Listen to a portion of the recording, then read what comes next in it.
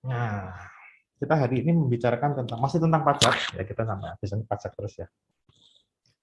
Presentasi saya hari tak juduli dengan Who pays the tax? Someone should. Someone should. Ya, who pays the tax? Dasar dari pembahasan kita tetap pada minggu kedua bahwa manusia itu adalah makhluk yang rasional. Makhluk yang rasionalnya berarti dia itu selalu mencoba untuk memaksimalkan kepentingan dia sendiri. Memaksimalkan kepentingan dia sendiri, mengoptimalkan. Dia kan manusia, namanya juga makhluk rasional ya, rasional egois ya. Manusia itu makhluk rasional, egois ya, dia itu mementingkan kepentingan dia sendiri. Selfish ya, selfish. Berarti dia itu fokus dia itu pada kepentingan dia. Fokus dia. Seperti ketika Anda lihat foto bareng, nah, foto bareng itu yang dilihat kan foto Anda sendiri kan, bukan foto orang lain kan. Ya foto sendiri dia. Itu manusia itu seperti itu. Rasional berarti dia seperti itu, selfish dan selalu mempertimbangkan untung rugi. Apa manfaatnya bagiku? Itu kata kuncinya. What's in it for me? Kata kuncinya di situ. Nah, ini akan kita pakai terus, asumsi ini kita pakai terus untuk memahami mengapa kok manusia itu berperilaku seperti itu. Untuk memahami mengapa kok diteorikan berperilaku seperti itu. Termasuk tentang pajak. Nah, oke, saya akan membuka presentasi saya dengan ini. Oke, Anda lihat ini bill atau tagihan ya. Tagihan di salah satu toko di BSD City, BSD ya, di Tebris. Tebris itu yang dibeli macam-macam di sini. Makanan semuanya sih. Makanan semuanya itu. Makanan semua. Anda lihat yang paling bawah, di bawah itu ada tulisan VAT 10%. Ini sebenarnya nggak benar, tapi ya oke lah, nggak benar. Ini sekitar contoh aja. Paling bawah itu ada VAT 10%, 662.306.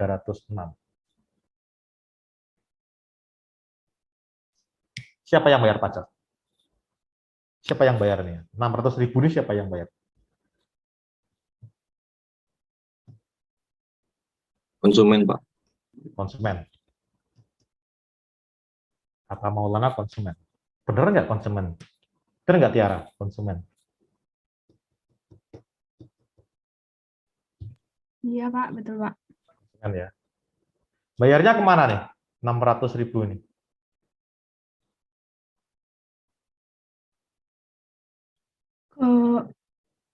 Ke restonya, Pak. Ke restonya ya. Bayarnya ke resto. Oke. Padahal kan pajak ya. VAT 10%. Taruhlah ini betul-betul PPN. Sebenarnya kalau dibilang VAT ini nggak pas ini. Karena ini kan kalau dia tuh makanan semuanya ya. Makanan semua kan restoran ini kan. Restoran tuh nggak ada PPN-nya. Restoran itu termasuk non BKP kalau makanannya. Karena sudah dikenakan pajak daerah. Ini harusnya bukan PPN tapi adalah pajak pembangunan harusnya. Atau pajak restoran, sorry, pajak restoran. Ini salah, tapi nggak apa-apa. Ini sekitar contoh saja. PPN 10%, 600.000. Yang tanda tangan SSP siapa?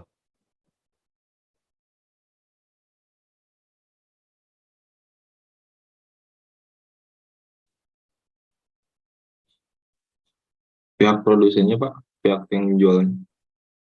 Yang melaporkan pajaknya. Jadi biasakan ya, kalau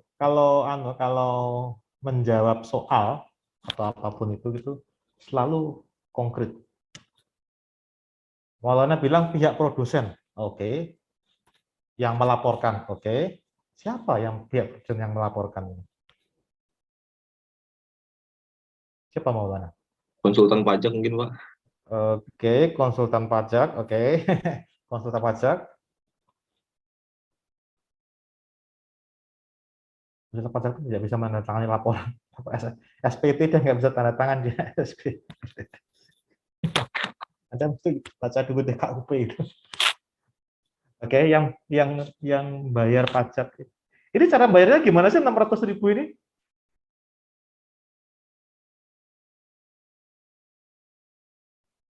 Kemana dia bayar 600.000 ini? Siapa yang tanda tangan? Kalau kita bayar sesuatu kan ada kwitansinya ya, betul nggak? Kalau kita bayar pajak kan ada kwitansinya juga kan? Namanya apa kwitansi kalau kita bayar pajak? Apa namanya kwitansinya? SSP tadi kan, Pak. SSP namanya. Singkatan dari surat setoran pajak. Namanya SSP. Yang tanda tangan SSP kira-kira siapa nih? Harusnya kalau ini pestonya udah jadi PKP ya, Pak ya? Ya dia sudah berani motong PPN ya jadi PKP, Mas. Kalau dia berani motong PPN nggak PKP, penjara orang ini.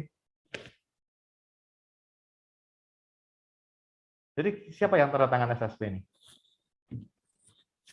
Bendahara restorannya, Pak.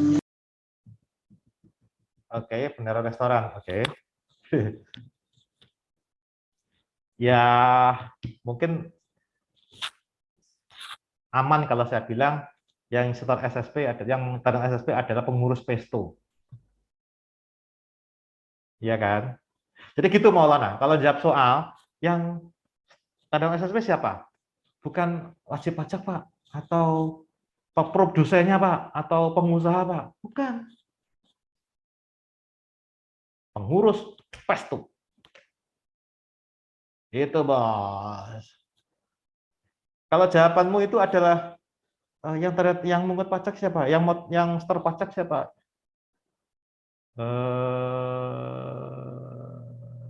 Produsen, Pak. Wajib pajak, Pak.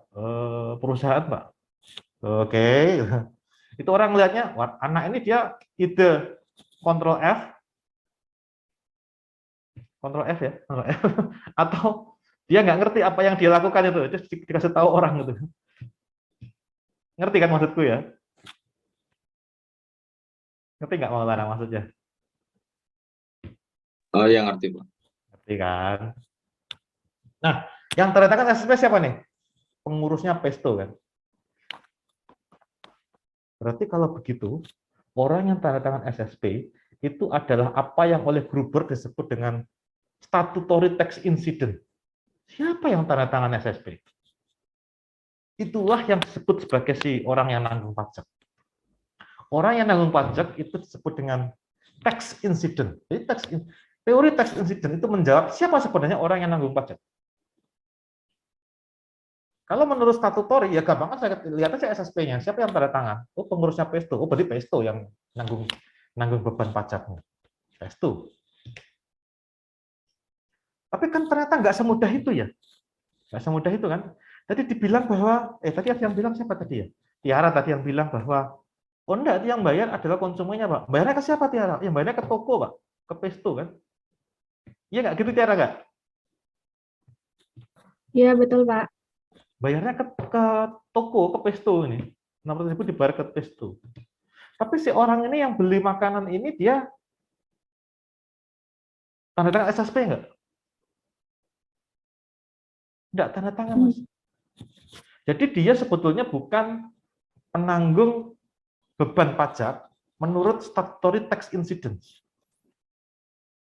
Tapi menurut economic tax incident, ya orang yang beli makanan ini yang bayar pajak, yang nanggung beban pajak. Nah, itu. Karena gimana? Kalau Anda ingat kembali pelajaran TPN pada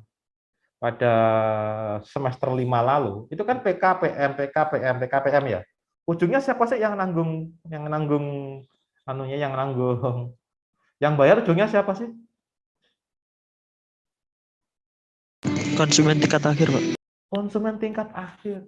Ya, saya, Anda itu yang beli makanan di situ, konsumen tingkat akhir yang nanggung. Tax incident siapa yang megang? Ya saya, ya Anda.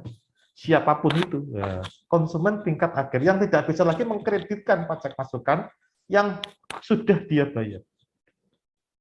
Saya kan bukan PKP, saya hanya beli aja nih. Jadi saya tidak punya hak untuk mengkreditkan pajak masukan. Berarti ya sudah, sudah kan. Sayalah yang menanggung beban pajak.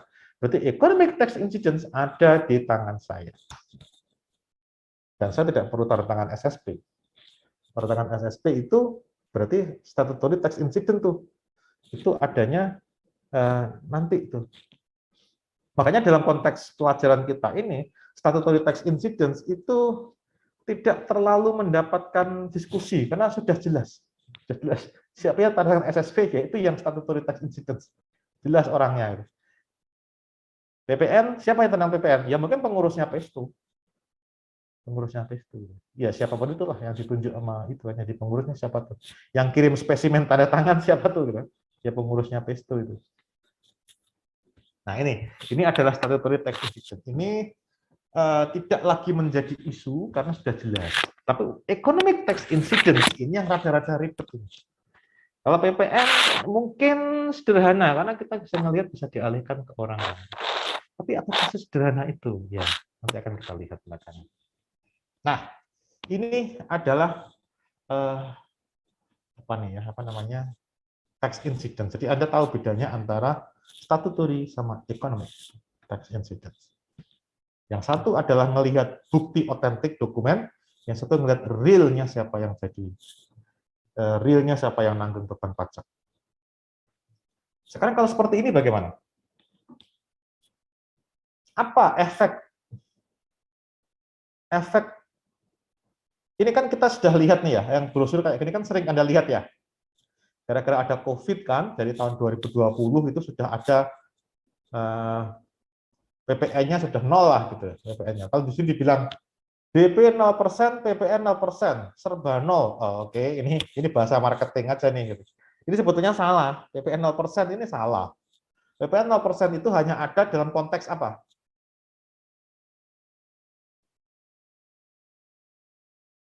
Wah, ini pelajaran PPN nggak lulus ini. Waduh.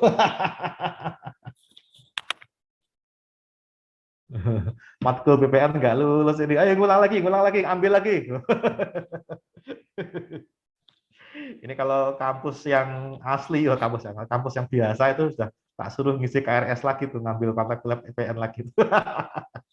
Karena nggak lulus ternyata. Ekspor, Pak. Ekspor, bener. Bener. PPN 0% itu hanya untuk ekspor. Cepat-cepat di googling aja. Oh, ekspor itu. Masa rumah mau diekspor, mau digotong ke Singapura gitu rumahnya? Atau mau digotong ke Malaysia gitu rumahnya? Nggak ada tuh. Rumah diekspor itu nggak ada. Jadi PPN itu tidak ada, PPN 0% itu. Yang ada adalah PPN ditanggung pemerintah. Tarifnya berapa? 11%. Yang bayar siapa? Pemerintah. Dibayar nggak? Dibayar. Tapi yang bayar siapa? Pemerintah. Nah, itu makanya di DTP sebetulnya. Singkatannya DTP. Nanti di MPN itu akan muncul di softwarenya kantor pajak akan muncul tuh. Agung beli rumah harga 200 juta, PPN 11%. Sorry, 10% dari gampang hitungnya. 10% itu 20 juta. DTP, nah itu berarti Agung nggak pernah bayar PPN, tapi yang bayari adalah DTP, ditanggung pemerintah. Jadi keluar kantong kanan, masuk kantong kiri. Ditjen anggaran ngeluarin duit 20 juta, diserahkan kepada Ditjen pajak 20 juta. Kantong kanan masuk kantong kiri, itu aja sebetulnya. Tapi tetap diakui sebagai penerimaan pajak. Curang dong, curang. Oke, itu. Berarti sekarang ini sebetulnya ada kondisi equilibrium. Nah, taruhlah mungkin tahun depan itu COVID sudah nggak ada lagi.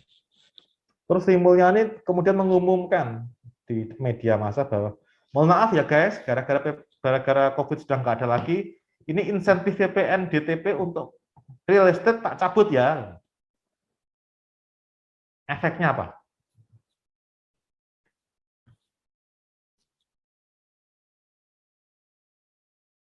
Efeknya apa, Bos? Pembilang real estate turun ya, Pak. Gimana? Harganya naik, Pak. Harganya naik. Apalagi harganya naik? Satu. Permintaannya turun, Pak. Permintaannya turun. Yes, apalagi?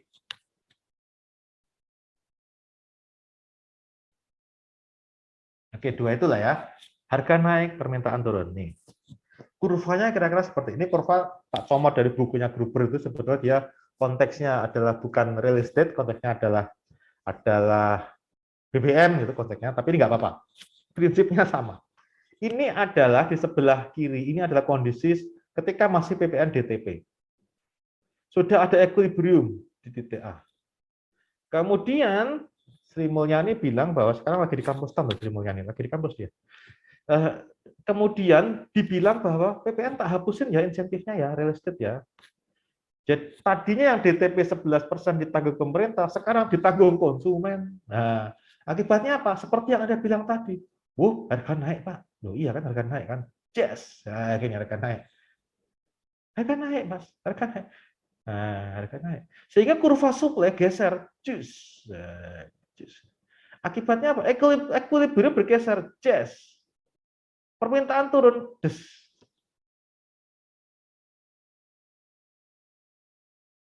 Yang menjadi pertanyaan adalah siapa yang nanggung pajak?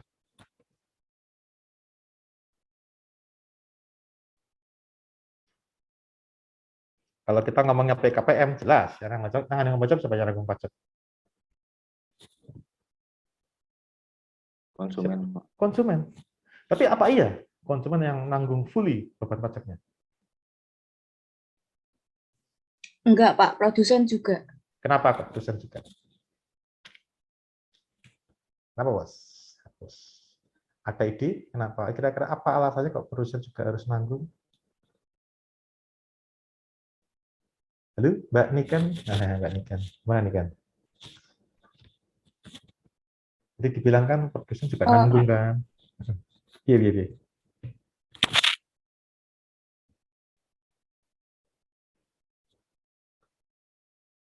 Produsen harus nanggung. Lanjut.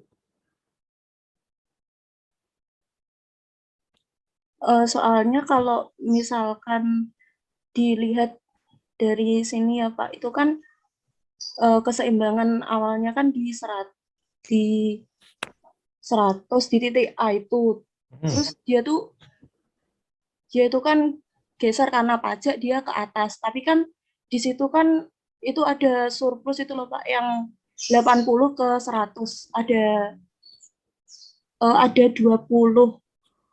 20 miliar kuantitinya itu. Nah, yang optimal itu kan akhirnya ada di D yang 1,8 ya 1,8 dolar kan, sebelumnya kan 1,5 ya Pak, ke 1,8 berarti yang konsumen itu nanggung 0,3, terus kan sisanya itu sebenarnya itu ditanggung produsen 0,2 itu. Coba bayangkan begini. Anda mau beli, ya ini bayangan ya, mungkin ya 10 tahun lagi lah Anda mau beli rumah di sekitar kampus Town. Ada dua opsi. Ada ngelihat dua brosur gitu. Anda ngelihat dua brosur. Brosur pertama itu Anda baca dari orang yang punya klaster di daerah Pondok Ranji, dekat stasiun Pondok Ranji. Dekat stasiun Pondok Ranji. Oke, di harga rumahnya taruhlah 200 juta itu ya. Di sekitar stasiun. Oke, 200 juta Pondok Ranji. Sip. Dapat nih. PPN siapa nih? Oh, PPN kita Pak, yang nanggung adalah ada PPN 11%, nanti yang nanggung ya Pak ya. Bapak nih yang nanggung nih. Oke, catatlah. Terus Anda buka-buka brosur, jalan-jalan lagi di pameran itu ya, ketemu brosur lagi. Ini mana nih? Kampung Sawah. Kampung Sawah. Lokasinya di dekatnya Bintaro Exchange. Wah, Ciputat. Wah, ya boleh nih. Dekat Bintaro Exchange, walaupun Ciputat ya, nggak dekat Pondok Aren, nggak dekat tol ya, nggak masalah. Tapi kayaknya aksesnya juga boleh dekat dengan Bintaro Exchange, walaupun tidak dekat dengan pusat keramaian Bintaro, tapi di sini dekat jalur kereta juga kok, dekat stasiun Pondok Ranji juga kok. Kampung Sawah, boleh lah, dekat mall juga, walaupun jalannya sempit, macet, oke lah gitu. Si itu developernya bilang, ini harganya berapa? Ini 200 juta, Pak. Pajaknya masih ada nggak? Ada pajaknya, Pak. Tapi kita ada subsidi pajak nih. Kebetulan ini kok ada promo subsidi pajak. Ya. Kira-kira Niken pilih yang mana nih kan? Beli rumah di Pondok Ranji atau beli rumah di Kampung Sawah nih kan? Yang dapat subsidi, Pak. Dapat subsidi lah. Yang nyubsidi siapa? Developer yang nyubsidi. Jadi gimana? Klaster yang ada di Pondok Ranji, dia akan kepikiran nih. Waduh, kalau gua nih maksain 10% ditanggung oleh konsumen, pada lari ke Kampung Sawah semua nih. Wah, kacau ini kan, kacau. Nggak bisa. Berat. Mau nggak mau, dia juga nawarin subsidi juga. Karena teman-temannya nawarin subsidi juga kan. Tapi nggak berani full dia, ya sama lah. Teman-teman juga nggak ada yang berani full kan? Yang berani full cuma pemerintah doang, DTP, gitu. Yang lain nggak ada yang berani full. Ya udahlah kalau gitu dia ngasih subsidi aja. Akibatnya apa? Ada urunan nih, urunan arisan antara konsumen sama produsen. Ketika ada PPN 10%, nih sebenarnya 11% sebetulnya, tapi saya pengen gampangnya aja ya 20, biar gampang hitungnya. Ada PPN 10%, 20 juta, ya udah deh kalau gitu, saya yang nanggung 40%, Bapak ya yang nanggung 60%. Ada subsidi nih dari developer sebesar 40%. Nah, akibatnya apa? Beban pajak, tax incident, economic tax incident tidak sepenuhnya ada di tangan konsumen. Karena konsumen juga ngebid nih, kan ada persaingan juga nih antara produsen satu dengan produsen lain. Ada persaingan nih antara developer di Kampung Sawah dengan developer di Pondok Ranji. Saingan mereka. Mau nggak mau developer di Pondok Ranji, ya dia nurunin harga juga nih, ngasih subsidi juga nih, subsidi PPN nih. Atau mungkin dia tidak ngasih subsidi PPN, tapi dia ngasih bonus AC misalkan. Nah itu misalnya. Itu sama aja efeknya. Jadi ada iuran antara konsumen dan produsen. Dalam konteks ini, dalam contoh di depan ini, bilalah kok konsumen nanggung lebih banyak. Apakah harus konsumen yang lebih banyak? Ya belum tentu. Nah ini loh Mas. Ini adalah pengaruh dari pengenaan pajak atas transaksi yang ada di pasar. Khususnya untuk barang-barang normal nih. Barang-barang normal. Nah gitu. Dengan pengenaan pajak, harga naik, demand turun, siapa yang nanggung pajak? Ya dibagi dua. Dibagi menjadi dua pihak, antara konsumen dan produsen. Nah, inilah yang disebut dengan economic tax incidence. Artinya apa? Produsen sebetulnya dia bisa tuh mengalihkan sebagian dari beban pajak yang harus dia ambil ke konsumen, ke orang lain. Inilah tax incidence. Ada yang perlu ditanyakan sampai di sini? Berarti Pak, semakin besar elastik kayak tingkat substitusi dari barangnya itu, produsen itu semakin besar kemungkinannya bayar pajak juga ya Pak? Nanti kita lihat. Nah, di slide berikutnya tuh. Seperti ini nih, Mas. Seperti ini misalkan. Kita ada kasus nih kayak gini. Ini, Anda tentu tahu carbon tax ya, yang kita diskusikan kemarin ketika kita membahas eksternalitas kan.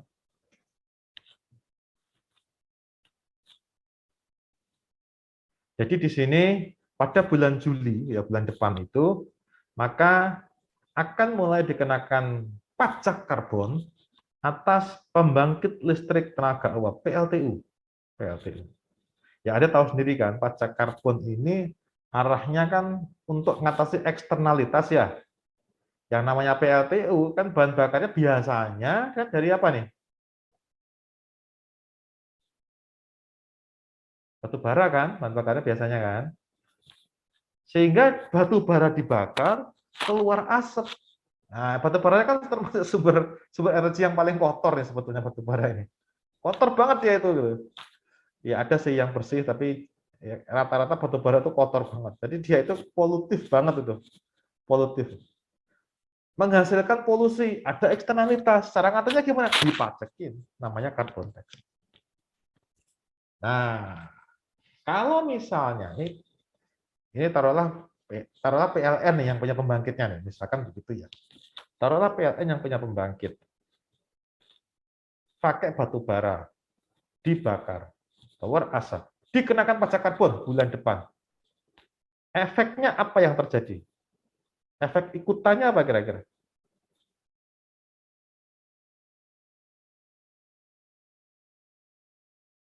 Mengurangi kuantitas Kuantitas apa, Bos? polusinya, Pak. Mengurangi polusi. Oke, karena kan memang itu ya, kan harus dihukum kan. Orang yang polusi kan harus dihukum.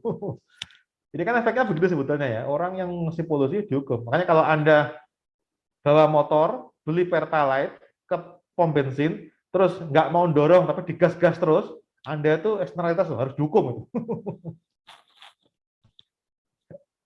Tiara nih biasanya kayak gitu. Iya kan? Kalau beli bensin kan gitu kan. Gas, gas, gas, terus sampai deket dispenser kan, gas, terus bukan dorong dia cewek.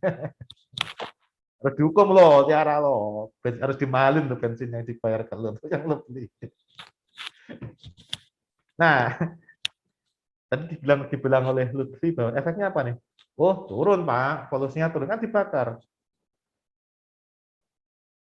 Nah, kalau dia melakukan carbon trade gimana tuh? Dia beli hak untuk melakukan polusi dari perusahaan lain. Kan pernah kita diskusikan ya. Dia beli hak untuk melakukan polusi dari misalkan apa, Finlandia gitu. Mereka punya industri yang bersih, ya udah kita beli aja hak untuk melakukan polusi. Kan nggak berkurang juga polusinya, bos. Sama aja gitu. Sama aja. Hanya dia bayar aja. Gitu. Nah, itu efeknya kan begitu ya. Kemungkinan yang pertama adalah dia akan menurunkan karbonnya, polusinya kan, dengan menurunkan polusi maka karbon juga berkurang, emisinya berkurang, berarti pajaknya tidak akan berkurang. Itu efek pertama. Efek lainnya apa lagi nih?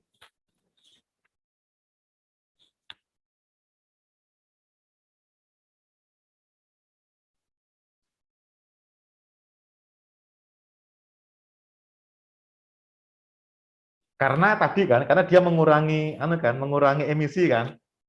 Dengan mengurangi emisi berarti pasokan listrik berkurang. Oke, cocok. Berikutnya.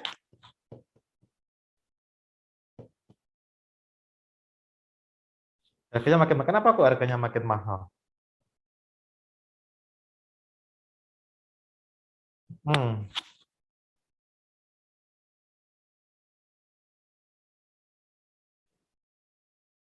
Tambah biaya kan ya berarti ya. Berarti dengan kata lain HPP-nya kan makin tinggi ya, kira-kira ya. Siapa yang nanggung HPP?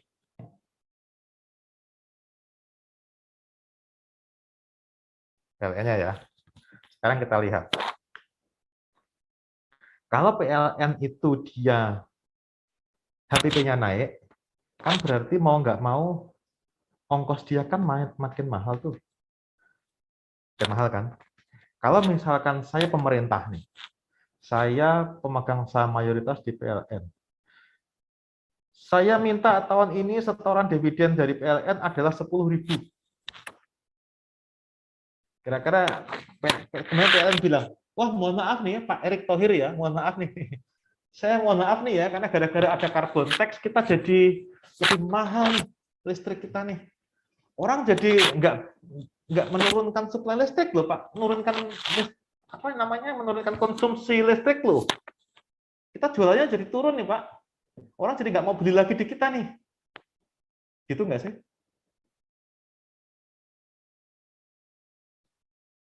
Kira-kira PLN berani ngomong gitu nggak ke Erick Thohir? Nggak berani, bos. Nggak berani PLN. Erick Thohir akan bilang, enak aja lu mau nurunin dividen. Nggak mau. Kita tetap 10.000 kita minta untuk setoran ke APBN. Enak aja lu mau nurunin dividen. Nggak mau. Investor besar, yaitu pemerintah, pemegang saham utama PLN, nggak mau setoran dividennya turun. Berarti kan dengan kata lain apa? Dividen kan dibayar dari mana tuh dividen?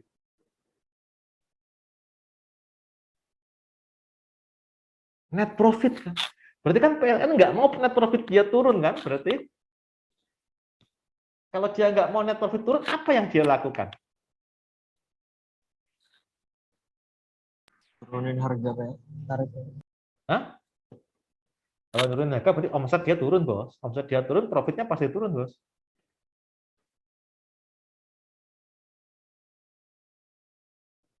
Jadi gimana? Apa yang harus dia lakukan tuh? Ini omset dia nggak mau turun nih. Malah kalau besar naik. Kalau besar naik.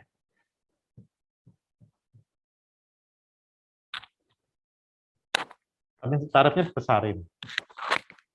Kalau listrik dimahalin, kira-kira orang tetap beli listrik nggak? Tetap Pak. PLN cuma satu-satunya. Karena PLN cuma satu-satunya. Nih, orang itu tetap beli listrik, bos. Tiara punya HP 3 loh. Apakah gara-gara listrik naik dia bakal dijual 2 HP tinggal 1 HP saja? Iya nggak Tiara? Enggak kan? Lutfi dia punya laptop sama tablet, apa gara-gara tarif dasar listrik naik, tabletnya dijual dengan pakai laptop aja gitu? Enggak gitu. Orang tetap aja, Pak, tetap beli, listrik tetap dibeli sama PLN, sama PLN kan. Tetap kita beli listriknya gitu. Tetap kita beli. Nah, ini berarti elastisitas PLN, elastisitas permintaan atas listrik itu relatif rendah, Pak. Karena harga berapapun yang dijual oleh PLN, ya tetap aja kita beli kan. Karena kita nggak bisa beralih dari PLN. PLN itu satu-satunya yang jualan listrik, nggak ada lain lagi yang jualan listrik PLN. Jadi kalau PLN naikin harga, ya udah kita akan terpaksa beli karena nggak ada alternatif lain. Kalau tadi rumah nggak ada di Pondok Ranji, ya saya bisa pindah ke Kampung Sawah. Ada alternatif saya. Nah kalau listrik, PLN mahal, saya mau pindah kemana? Kayu bakar, masaknya TV-nya pakai aki gitu, terus nggak pakai HP, wah gimana nih, kan kacau kan? Ya tetap aja kita beli. Jadi apa nih? Kalau begitu ya nanggung beban pajak, yang nanggung carbon tax siapa? Konsumen ya, Pak? Konsumen juga, Pak. Konsumen, Bos. Konsumen, Bos. Lu pada yang bakal nanggung carbon tax tuh. Jadi lu mesti tahu ya, nanti efek dari carbon tax itu adalah meningkatkan harga barang. Karena apa? Perusahaan yang bayar carbon tax tidak mau rugi dia, pasti dialihkan ke konsumen. Pasti itu. Ini contohnya PLN ini. Inilah yang membuat Australia itu dulu sudah menerapkan carbon tax, tapi terus dibatalkan. Karena apa? Efeknya menimbulkan harga barang naik. Langsung dibatalkan itu. Nah, ini yang harus kita sadari. Jadi nanti kalau Anda suatu saat tuh baca berita-berita yang carbon tax, bagus nih untuk untuk lingkungan, untuk supaya lebih segar dan seterusnya. Kalau saya bilang sih omong kosong itu, Mas. Mengapa? Walaupun dikenakan karbon tax, konsumsi listrik tetap aja seperti itu. Tidak akan turun. Alias polusi tetap aja jalan terus. Nggak ada tuh yang lingkungan jadi seger itu. Yang ada adalah harga barang lebih mahal karena listriknya dinaikkan. Itu, Bos. Jadi untuk barang-barang yang inelastis itu siap-siap saja. Kalau ada kenaikan pajak, maka tax incidence itu ada di tangan konsumen. Semakin inelastis barang, semakin besar yang harus ditanggung oleh konsumen. Itu kira-kira pesan yang ingin saya sampaikan di sini. Kalau kita ngambil elastisitas yang betul-betul fully inelastis nih ya kayak listrik ini, ya berarti Anda akan fully nanggung carbon tax. Gitu, Bos. Masuk akal ya? Masuk akal ya sini ya? Ada pertanyaan? Itu efek carbon tax, Pak. Efek carbon tax kayak gitu. Tinggal kita lihat aja nanti carbon tax siapa yang kena kan? Ini kan yang tahap pertama kena kan listrik nih. Tahap pertama kena kan? Makanya kan Anda sudah dengar kan rencana kenaikan tarif dasar listrik kan? Bulan depan loh itu udah mulai naik itu listrik kalau nggak salah sih. Sudah dengar selentingan itu ya? Sudah dengar ya? Sudah kan? Itu tuh efeknya. Jadi listrik ini bisa kita ganti menjadi misalkan apa nih BBM. Kalau ada kenaikan pajak bahan bakar ya siap-siap aja. Ada loh pajak bahan bakar itu yang ngenain Pemda. Itu nanti langsung dibayar di pom bensin tanpa kita sadari. Tax incident ada di tangan kita, tapi statutory tax incident ada di tangan pengusaha pom bensin, pengusaha pom atau Pertamina. Ini juga sama nih, statutory tax incident yang nanggung siapa? PLN. Tapi economic tax incident yang nanggung adalah Maulana, Tiara, Langit, Fahri, saya. Setiap orang yang pakai listrik ya dia nanggung pajak. Ada pertanyaan? Wah, saya bikin minum dulu.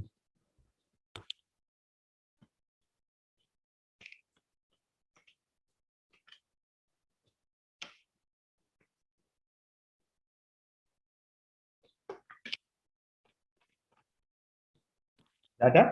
Lanjut ya. Kita akan ke konsep selanjutnya. Sekarang saya ganti contohnya. Sekitar tahun 2010 itu ada wacana seperti ini, tapi batal wacananya karena banyak ditentang, banyak yang protes. Wacananya seperti ini kira-kira. Pemda DKI, Pemprov DKI berencana untuk mengenakan pajak restoran pada pengusaha warteg. Omset 60 juta dibagi 12 berarti yang mereka yang omsetnya 5 juta per bulan mereka harus bayar pajak restoran 10%. Enteng mah 5 juta per bulan untuk orang yang punya warteg. Ini kayaknya sebagian besar bakal kena nih kalau jadi gitu. Tapi dibatalkan akhirnya. Lalu wacana ini sempat rame dulu. Kalau nggak diprotes berlaku ini. Tapi diprotes rame-rame sehingga akhirnya batal. Nah, kalau seperti ini, kira-kira nih ya, tax incidence-nya siapa yang nanggung? Siapa yang nanggung pajak restoran 10%?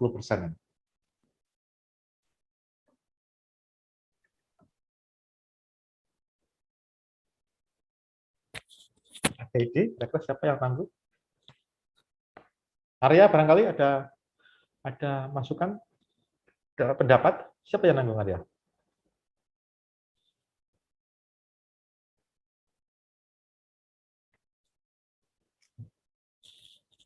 Arya? Yuhu, Arya Rizky Aldiansah. Wah, melarikan diri dia Alya. Dia kayaknya namanya doang yang nongol. Zafira? Pembelinya, Pak. Mengapa kok pembelinya? Nah, saya tanya lagi. Pembelinya mengapa? Kira-kira ada itunya enggak? Logiknya enggak? Biar pendapatan warteg itu nggak turun, Pak. Yuk, terus? Jadi si warteg ini naikin harganya, Pak. Naikin harga ya. Zafira dulu ketika masih di kampus semester 1 dulu, awal pertama dulu, suka makan di warteg nggak? Kalau saya suka karena murah. Kadang-kadang, Pak. Kadang-kadang ya, tapi sering juga nggak ada warteg kan? Ya, Pak. Ya, kenapa kok nggak ke warteg? Apa, Pak? Kenapa kok nggak ke warteg? Salah satu alasannya yang membuat kok nggak ke warteg. Bosan, Pak. Bosan Makanya. ya, bosan hebat nih karena bosan. Oke, bosan ya. Bosan. Berarti kan apa nih? Itu kan berarti alternatifnya ada ya, kan? Banyak kan ya?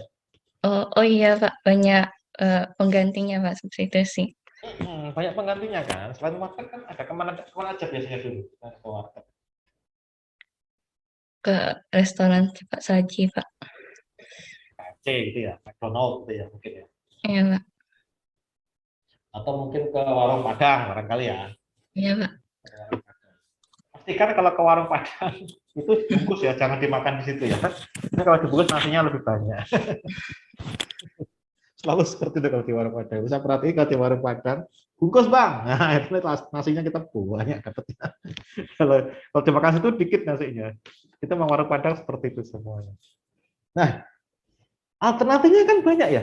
Waduh, ini kalau saya mikir, berarti kalau wartegnya, pedagang warteg itu naikin harga, mending saya nggak ke warteg deh, ngapain makannya cuma gitu-gitu doang, cuman sayurnya ya itu, terus ada mie, ada ya udah telur ya, udah ngapain? Saya pindah ke warung Padang aja lah. Di warung Padang saya bungkus, nasinya banyak, harganya tidak jauh beda. Dulu sih masih mending ya, masih nendang ya di warteg ya, harganya lebih murah ya. Gara-gara pedagang warteg naikin harga karena kena restoran 10%, jadi beti aja nih dengan warung Padang nih. Warung Padang nggak kena pajak 10%, karena dia kan warung Padang, bukan warung Tegal. Jadi ya, saya pindah ke warung Padang aja. Atau saya ke KFC sekalian, yang sekali-kali lah, yang oke lah, ya, KFC sekalian gitu. Atau ke McDonald gitu. Ganti menu gitu. Berarti apa nih? Alternatifnya banyak. Orang yang belanja di warung Tegal, orang yang makan di warung Tegal, itu adalah mereka yang price sensitif. Harga naik saipit aja udah mikir dia kan. Ya kayak saya kan. Waduh, ini kok telurnya kok jadi gini nih, Pak. Ya Pak, naik Pak. Waduh, wah ini saya pindah ke warung lain aja lah. Saya besok nggak jadi makan di sini. Price sensitif saya kan. Price sensitif, saya pindah nih. Kalau orang yang beli makanan di warung Tegal pindah, apa yang terjadi di warung Tegal ini, Bos? Omsetnya hancur-hancuran kan dia? Berani nggak naikin harga dia di warung Tegal? Enggak, Pak. Nggak berani, Bos. Nggak berani dia naikin harga. Karena orang ada alternatif. Orang ada alternatif. Beda dengan listrik PLN. Beda dengan ini ya. Ini ya. Orang ada alternatif nggak? Nggak ada, Bos. Mau nggak mau dia beli listrik dari PLN. Nggak ada alternatif dia. Kalau ini, wah banyak. Saingannya banyak nih. Saingannya banyak. Alternatifnya banyak. Sehingga dia mau naikin harga, dia bakal mikir-mikir. Karena orang yang beli makan di warung Tegal, ini adalah price sensitif. Yang mikir harga itu benar-benar itu, yang dipikirin. Benar-benar dipikirin itu. Telur naik 200 aja dipikir sama dia. Telur naik telur dadar naik 300, waduh, kenapa kok naik? Waduh, ini minyaknya nih, waduh minyaknya. Kayaknya susah nih, naik dia. Wah, saya pindah aja deh. Wah, itu dia. Karena warung sebelah nggak naik dia. Wah, ini kan. Berarti kalau begitu, kalau dia nggak berani naikin harga, padahal dia harus bayar pajak. Siapa yang nanggung bayar pajaknya itu?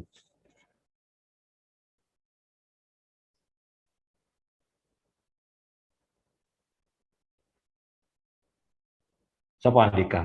Andika kan Andika. Siapa kira-kira yang berani nanggung pajaknya Andika? Sama Pak soal warteg ya Pak ya? Hah? Masih sama soal warteg tadi ya Pak ya? Ya, perasaan saya belum pindah ke Iya Pak. pizza deh.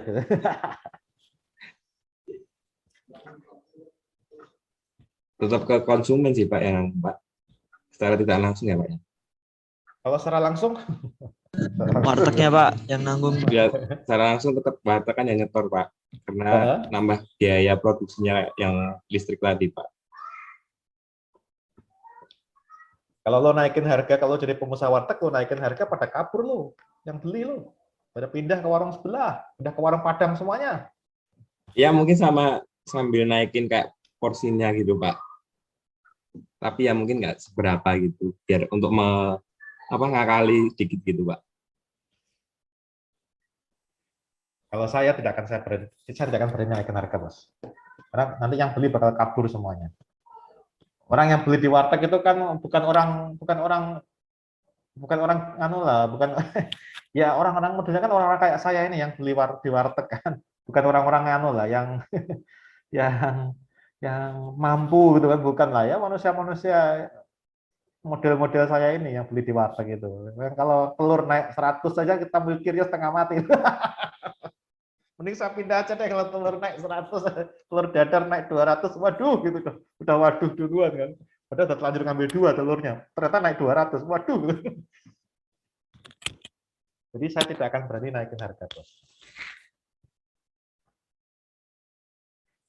Kalau saya nggak berani naikin harga, seperti kata si Afan tadi, kayaknya sebagian besar efek dari pajak akan saya serap. Tax incidence akan ada di tangan orang si pemilik warteg. Tax incidence akan ada diambil sebagian besar oleh warteg. Karena dia nggak berani naikin harga. Kalau PLN, cuek dia. Naik aja harganya, kan nggak masalah, naikin aja TDL kan. Tarif dasar listrik dinaikin aja sama dia. Nggak masalah, dia datang ke DPR. Pak, komisi berapa nih? Lupa saya komisi berapa. Pak komisi, ini saya minta dinaikin nih TDL. Kalau enggak saya kacau nih.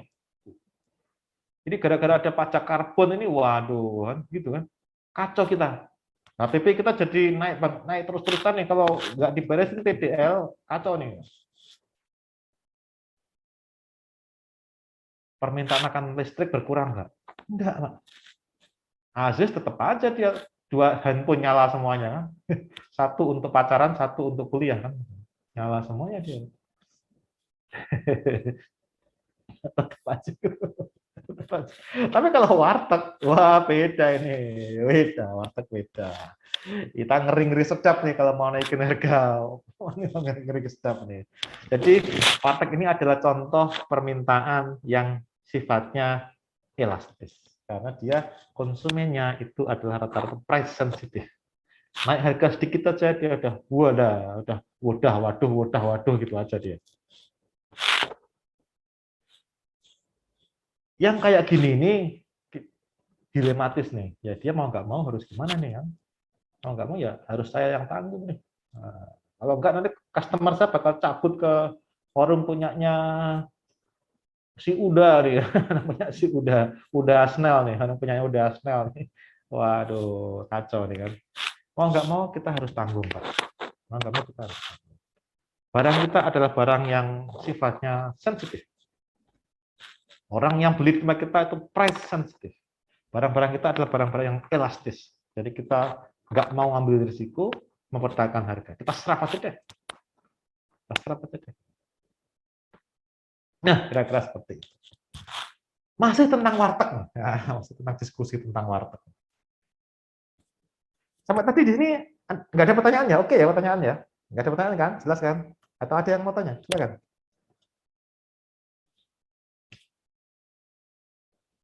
Nggak ada? Nggak ada, kita lanjut. Masih tentang warteg. Masih tentang warteg. Tadi kan saya bilang bahwa kan gini ya, warteg itu adalah elastis. Berarti yang nanggung pajak nanti sebagian besar adalah ya wartegnya ini, bukan orang yang beli di warteg, wartegnya ini.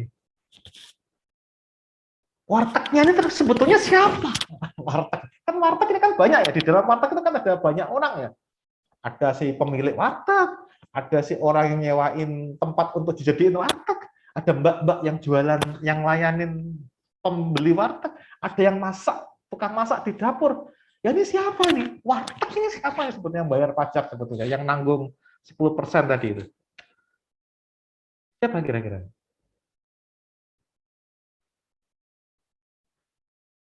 Ada ide nggak? Kira-kira siapa deh? Warteg ini siapa sih? Karena warteg ini kan entitas nggak jelas nih wartegnya. Entitas nggak jelas kan ya kan? Kalau pemiliknya ya mungkin ya pemiliknya. Oke, pemiliknya betul sih pemiliknya. Pemilik ini berarti siapa nih kira-kira? Orang yang itu ya, yang mungkin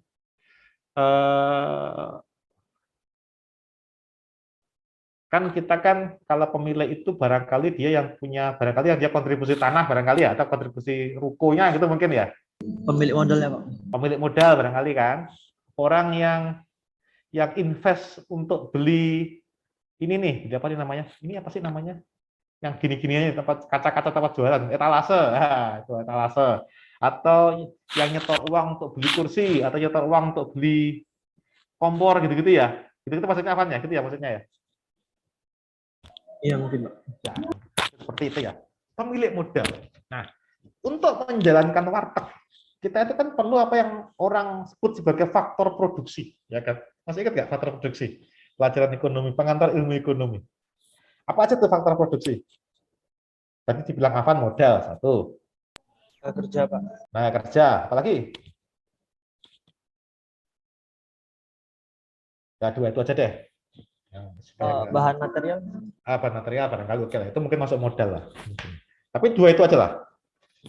Sebagai contoh kita ambil tenaga kerja sama modal aja lah ya. Modal jelas tadi bilang oleh si Afan tadi. Nanggung lah dia Pak modal, karena dia kan sudah setor ini, setor kursi, setor mebel, setor etalase, setor panci dan seterusnya kan. Nah kalau dia wartegnya nggak laku, siapa yang kena duluan kan? Masa pancinya mau dijualin kan ya nggak mungkin. Ya berarti dia pasti pemilik modal pasti kena duluan. Karyawan bagaimana? Kena nggak karyawan? Kalau ada pajak 10% tadi kira-kira, kena nggak? Kan yang nanggung kan warteg kan pajak 10% tadi kan, kira-kira dia nggak mau naikin harga kan? Yang nanggung kan warteg kan. Tadi warteg, oh pemilik modal kena satu nanggung. Siapa lagi yang nanggung nih kira-kira? Karyawan nanggung nggak karyawan?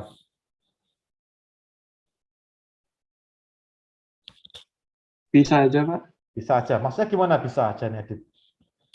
dengan dipotong dari gajinya mungkin, Pak. Dipotong gajinya ya. Mau nggak karyawan itu dipotong gajinya? Ya, kalau misalnya nggak ada tadi, Pak, yang standar upah minimal mungkin masih bisa, Pak. Oke, nggak ada standar upah minimal. Mbok kira warteg ini ngikuti UMR apa ya? Kalau dirimu jalan-jalan di pasar ya, di pasar itu kan juga yang kerja di situ kan yang jaga toko itu kan mereka apa sama seperti UMR. Biasanya sih jauh di bawah UMR biasanya. Yang UMR itu kan kayak pabrik-pabrik gitu. Mereka biasanya UMR tuh gitu, UMR nggak berani mereka kan. Kalau di jaga toko warung ini nggak yakin saya kalau UMR.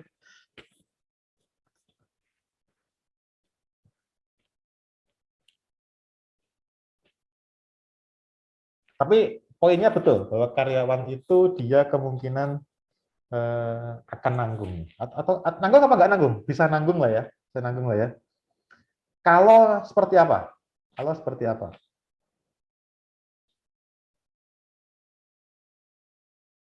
Kalau seperti apa di karyawan nanggung? Berupa apa deh? Berupa apa dulu deh gitu.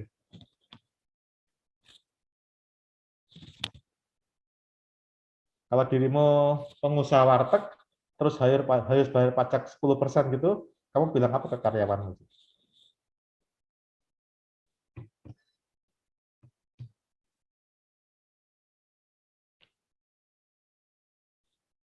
Mungkin tentang antara pengurangan penghasilan mereka atau pengurangan tenaga kerjanya, Pak. Nah, mungkin kita bilang begini kan, Mbak, sorry nih Mbak ya, ini mesti anu nih, tadi kan kemarin minta anu ya, minta kenaikan gaji kan, mohon maaf ya, nggak bisa nih, yang ada malah tak potong gajimu. Kemarin berapa nih? Oh kemarin 2,5. Ya sekarang mohon maaf nih, jadi 2 aja ya. Soalnya kan harga-harga pada naik nih, kadang-kadang ada pajak nih, barang-barang ada yang naik ini kan, supaya orang tetap pada kesini tak potong ya Mbak ya. Iya. Ini Mbaknya kira-kira gimana responnya kalau tak ngomongin kayak gitu tuh? Responnya Mbaknya kira-kira seperti apa? Nggak terima, Pak. Nggak terima. Terus apa kalau dia nggak terima? Keluar paling, Pak. Keluar, iya. Nggak terima dia keluar. Sehingga dengan demikian, kalau Mbaknya nggak terima terus dia keluar, posisi tawar Mbaknya ini gede apa kecil di depan mata saya? Besar, Pak. Besar, Bos. Karena kalau dia nggak terima, terus keluar, lah saya kan yang ribet sendiri kan? Saya ribet sendiri. Oh, yang layanin nggak ada, padahal Mbaknya ini cukup menjadi magnet di warteg saya. Malah kalau nggak ada Mbaknya, nggak ke warteg saya dia kan, karena dia pengen ngelihat Mbak. Aduh, aduh. Jadi dia, si karyawan bisa milih. Sorry ya bos ya, lu bisa aja ngurangi penghasilan gua dari 2,5 ke 2 juta. Tapi mohon maaf nih, warteg sebelah dia mau ngasih saya 3 juta loh. Pindah saya ke warteg sebelah. Jadi posisi tawar saya ini rendah di hadapan Mbaknya. Dengan syarat Mbaknya itu bisa keluar dan ada alternatif untuk keluar. Maka posisi tawar saya rendah. Apakah semua karyawan di warteg itu mendapatkan perlakuan yang sama seperti Mbaknya ini?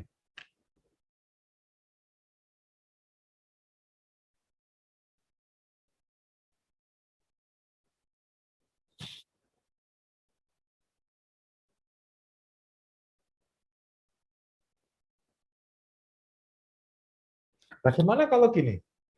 Kondisi COVID sekarang ya, kondisi COVID terus ya kondisi seperti saat inilah. Kira-kira Mbaknya bisa nggak bilang seperti itu? Sorry ya bos ya, sorry to say nih ya, tetangga sebelah mau nawarin saya kerjaan gajinya 2,5 juta loh. Jadi kalau bos mau nurunin saya jadi 2 juta, ya mohon maaf nih, saya cabut aja nih, sekarang nih, cabut nih saya nih. Gitu. Kondisi COVID sekarang kira-kira Mbaknya bisa bilang kayak gitu nggak? Nggak bos, susah bos. Susah bos. Mbaknya masih beruntung nih bisa bekerja di warung saya. Lu masih beruntung lo, masih punya kerjaan di warung saya lo. Kalau lu nggak mau tak gaji 2 juta, ya udah lu keluar aja. Masih banyak yang mau 2 juta sebulan. Kalau kondisinya seperti itu, berarti mbaknya pada posisi untuk itu enggak, untuk bargaining ke saya enggak kira-kira? Terima aja dia, tak potong gajinya, terima aja dia. Terima aja. Tapi apakah setiap orang yang ada di warteg posisinya seperti mbaknya ini? Enggak. Misalnya apa, Afan, yang enggak seperti mbaknya ini? Yang tukang masak ya lah. Oke. Nah, tukang masaknya, setuju banget ya tukang masak. Tukang masak. Tukang masak ini dia bargaining posisinya lebih gede dibanding dengan mbaknya ini. Kalau warteg saya masakan sayur asamnya enak banget, laris. Ada nggak orang kalau saya keluar itu orang yang bisa masak sayur asam seenak masakan saya enak resep saya. Saya bisa bilang, oh mohon maaf ya Pak ya, ini masakan saya sayur asamnya terkenal banget nih ya bos ya. Saya pindah ke warung sebelah aja deh, warung sebelah dia tak dengar dia nyari tukang masak. Bedanya antara tenaga kerja yang punya skill dengan tenaga kerja yang skillnya generik aja itu adanya di sini, Mas. Dia tuh satu punya posisi tawar, yang satunya ya so-so deh, gitu. Posisi tawarnya so-so deh. Makanya ini nih relevan dengan diskusi kita hari Sabtu kemarin, Bos. Relevan dengan diskusi kita hari Sabtu kemarin. Mbaknya ini di warung Tegal, dia posisinya kayak skrup tuh. Skrup itu kalau dia sudah berat-berat gitu ya, bisa tak buang, tak siap bisa beli skrup lain kan. Gampang aja itu. Ini skrup apaan sih jelek, buang ganti skrup lain. Cepet aja saya nggak masalah. Tapi kalau skrupnya ini adalah skrup yang harus dibuka dengan obeng tertentu, obeng yang spesifik, ya saya nggak bisa main buang aja. Skrupnya ini skrup khusus nih, kayak skrupnya barang-barang bikinannya Apple itu ya, itu tidak bisa dibuka pakai menggunakan obeng Philips yang kita punya biasa itu. Nggak bisa dia. Dia harus dibuka dengan menggunakan obeng spesifik yang hanya dipunyai oleh Apple atau authorized service dia. Jadi mau nggak mau kita harus bawa ke Apple tuh kalau mau servis, kalau mau servisnya bagus ya. Nah, jadi ini relevan dengan diskusi kita hari Senin kemarin. Mbaknya ini adalah laksana skrup di ini nih di warung Tegal. Kalau dia nggak ada, bisa saya gantikan dengan yang lain. Tapi kalau warung masak, tukang masak, dia bukan skrup, Pak. Dia spesifik banget ini. Nggak bisa ini. Nah,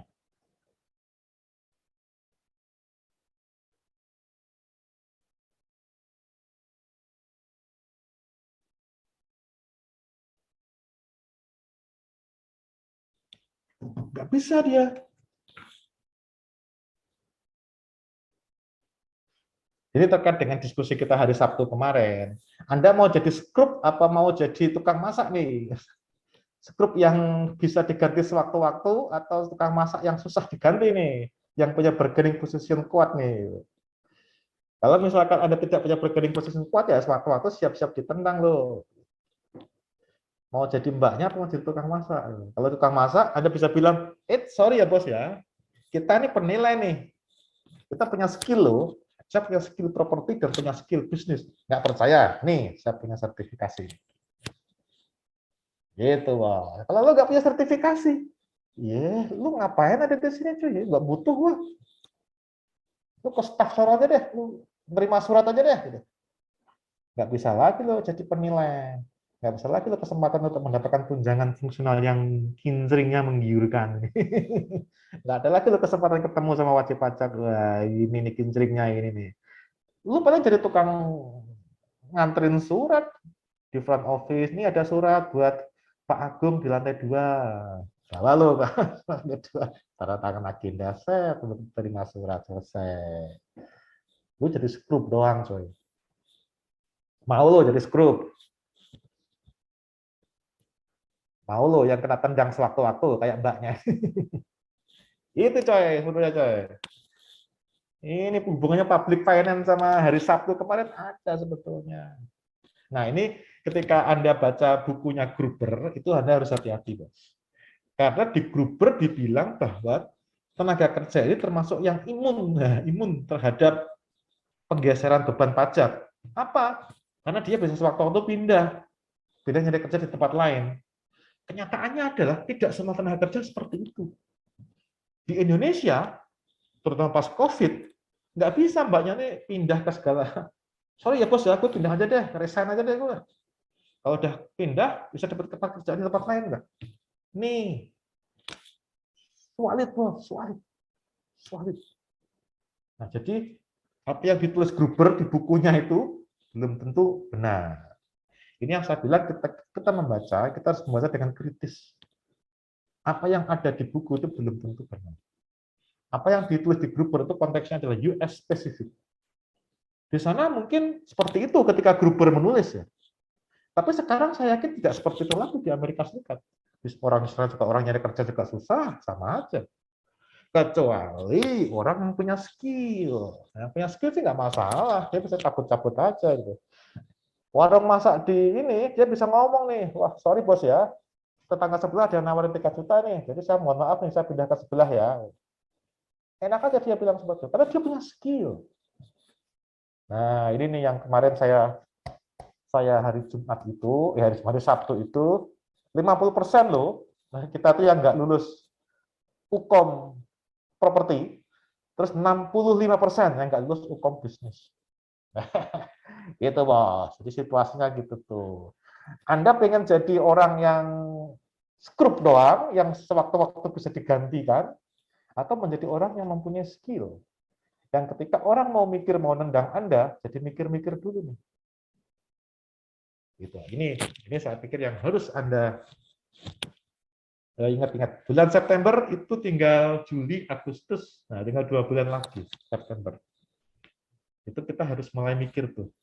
Kita nanti ada gelombang sertifikasi yang kedua. Nah, kita harus serius nyiapin itu. Kalau enggak, nanti Anda tinggal menjadi skrup aja. Lulus dari D3, Anda itu modalnya skrup, bos. Jadinya skrup Anda itu. Belum punya skill tambahan, hanya skrup doang dapatnya. Lulus sih lulus, tapi lulus dari skrup yang bisa digantikan dengan orang lain sewaktu-waktu. Nah, ini makanya ketika saya bilang bahwa yang nanggung beban pajak adalah warteg. Warteg ini siapa sebetulnya? Siapa? Tenaga kerja yang skillful, dia nggak mau nanggung beban pajak. Jika dia gaji yang mau dipotong, mohon maaf, dia bilang begitu. Tenaga kerja yang tidak punya skill, dia harus nanggung beban pajak.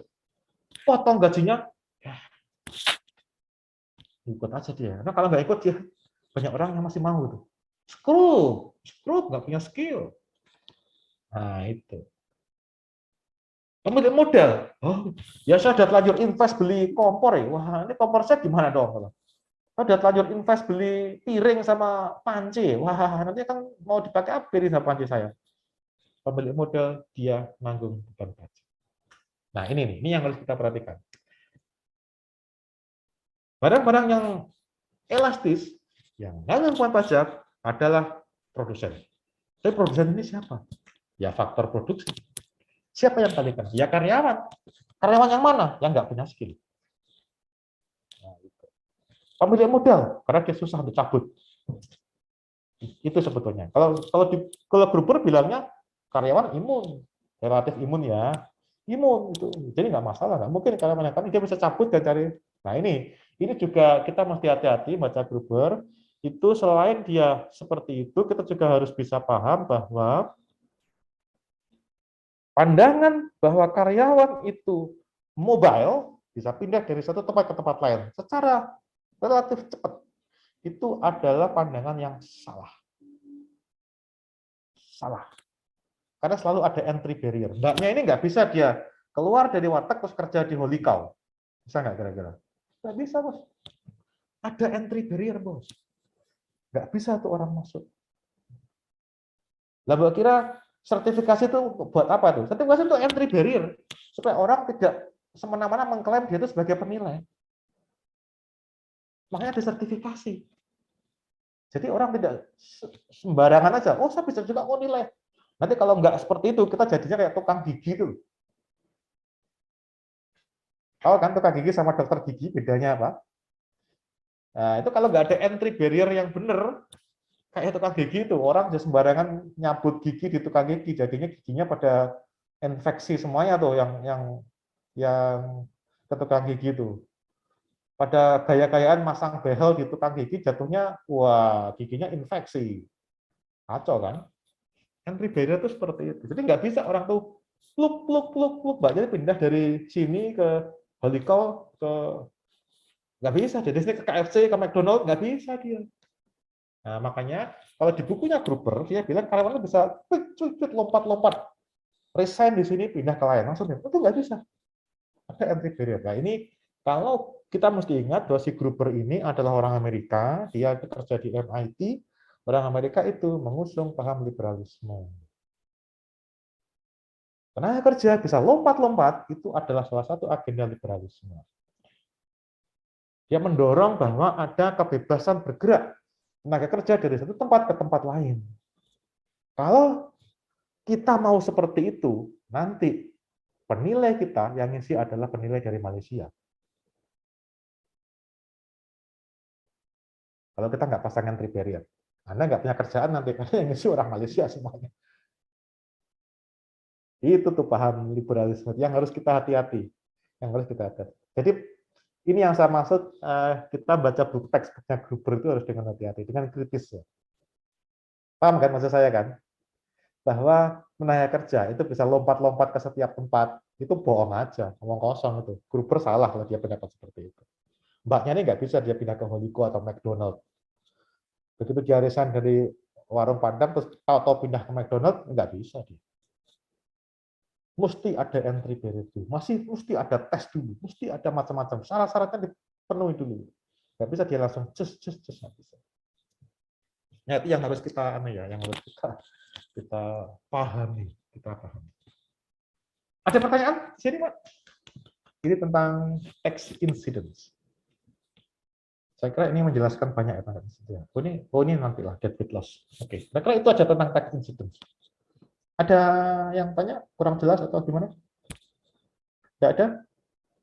Kalau tidak ada kita lanjut ke ini ya, ke optimal taxation. Nah, masih ingat nggak kemarin hari Senin 3 prinsip pemajakan yang optimal?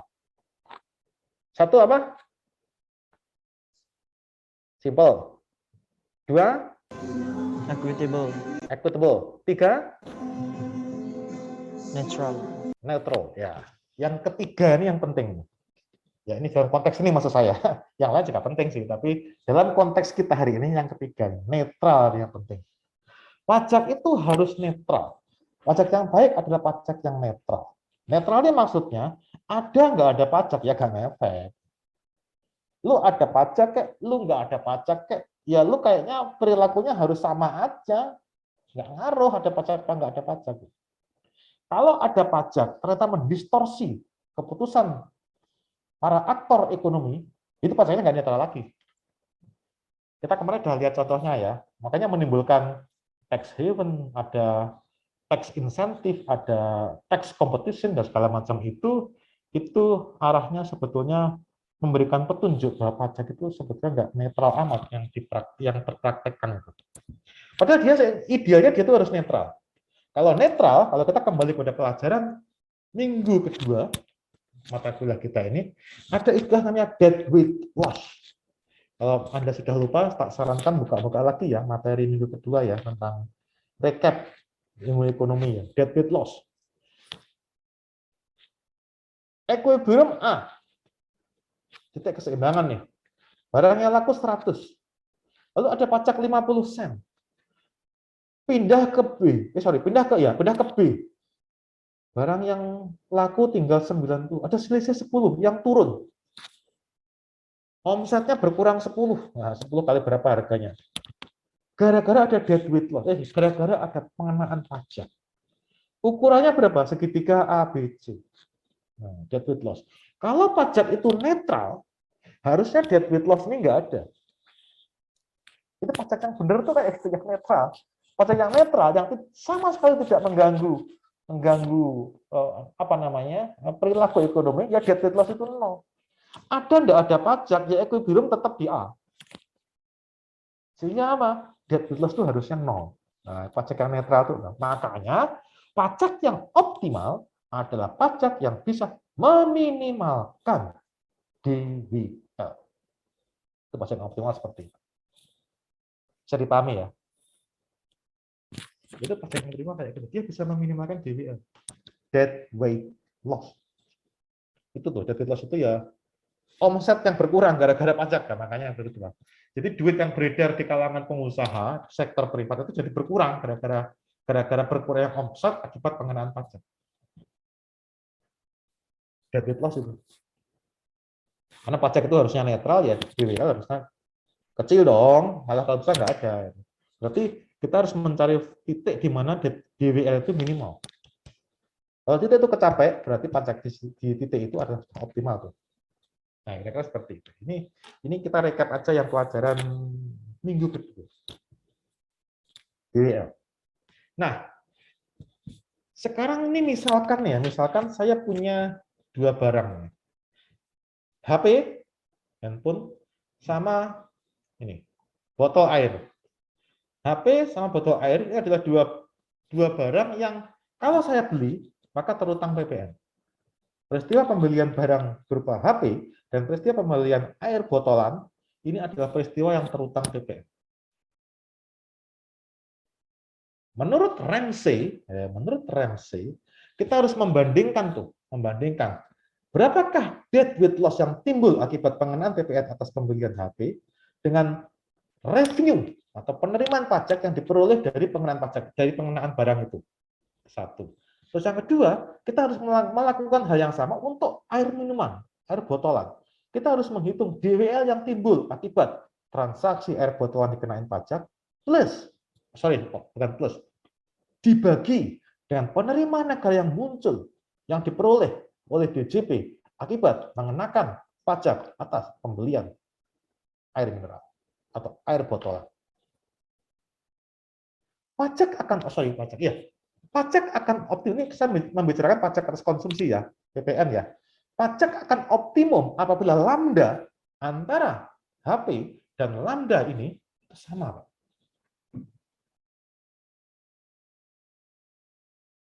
Jika lambda HP ini gede, lambda HP ini gede, berarti DWL-nya gede tuh. DWL-nya gede berarti kerugian yang ditimbulkan akibat pengenaan pajak atas HP ini besar. Kalau DWL ini kecil, kalau lambda ini kecil, lambda air botolan kecil, berarti kerugian yang muncul akibat pengenaan pajak atas air mineral itu kecil. Itu kecil. Nah, sekarang yang harus kita lihat adalah setiap transaksi, apakah beli HP atau beli air botolan, ini akan menghasilkan penerimaan negara. Kita harus menghitung rasio antara DWL dengan penerimaan negara akibat pengenaan pajak atas HP dengan rasio antara DWL dan penerimaan negara akibat pengenaan pajak atas pembelian air mineral. Nah, rasio. Kalau rasionya ini gede dan ini rasionya kecil, berarti ini apa nih? Saya akan kembali ke sini nih ya. Kalau DWL-nya gede, berarti kan tarif pajaknya gede. Kalau DWL-nya kecil, berarti tarif pajaknya kecil. Berarti saya harus berupaya sedemikian rupa hingga lambda antara ini dengan ini itu sama. Kalau lambda ini kegedean, ya tarif pajaknya tak turunin supaya DWL-nya kecil. Kalau ini lambdanya kecil, ya harus tak gedein tarifnya supaya DWL-nya gede. Supaya lambdanya gede. Sehingga ini akan bergerak turun. Nah, ini akan bergerak naik. Saya pada posisi yang sama. Nah, ketika pada posisi yang sama pada titik inilah, maka saya sudah memperoleh pengenaan pajak yang optimal. Ada lambda di sini dengan lambda di sini sama. Cuma kalau ditanya si Ramsey ditanya, Ramsey ini lambda itu berapa sih ukurannya gitu ya? Lambda ini berapa? Dia nggak tahu juga. Dan nggak ada orang yang tahu lambda itu berapa. Ya, siapa. Tapi ini sekedar rangka teori aja. Itu kira-kira bos, Ramsey-Rule untuk pengenaan pajak atas komoditas yang optimal. Ramsey-Rule. Ada pertanyaan mengenai Ramsey-Rule?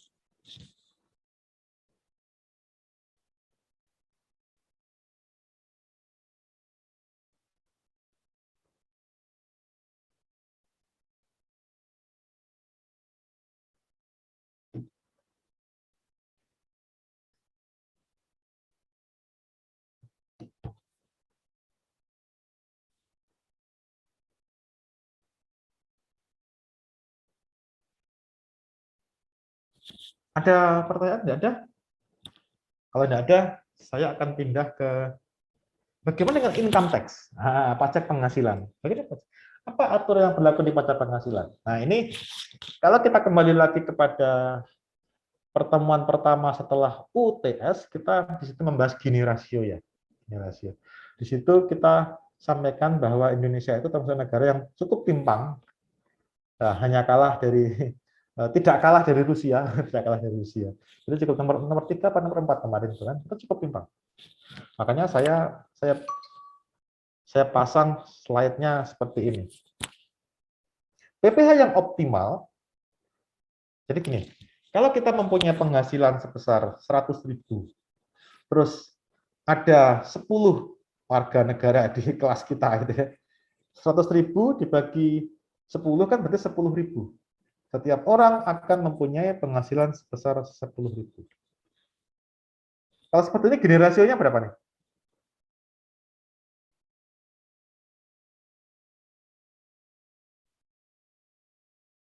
Nah, baca lagi pertemuan kita yang pertama setelah UTS. Semua orang dapat penghasilan yang sama nih, 10.000 nih. Gini rasio 100.000 nih, sorry. 10.000, sorry, Bun. Nah, itu berapa tuh Gini rasionya? Baca lagi. Wah, kacau nih.